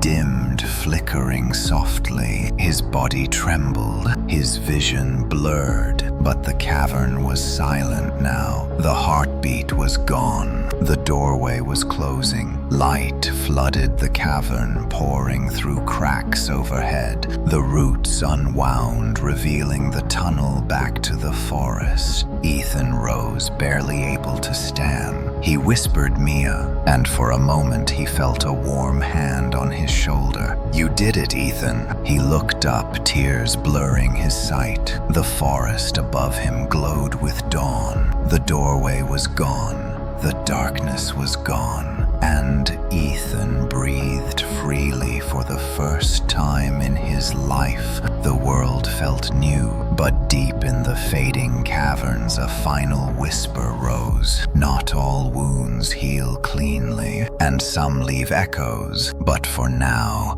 Ethan walked toward the rising sun, ready to begin again, free from the shadow that was never his. The story ends here. Thank you for watching and listening to the whole story. Please subscribe to the channel and turn on the bell to listen to the next stories.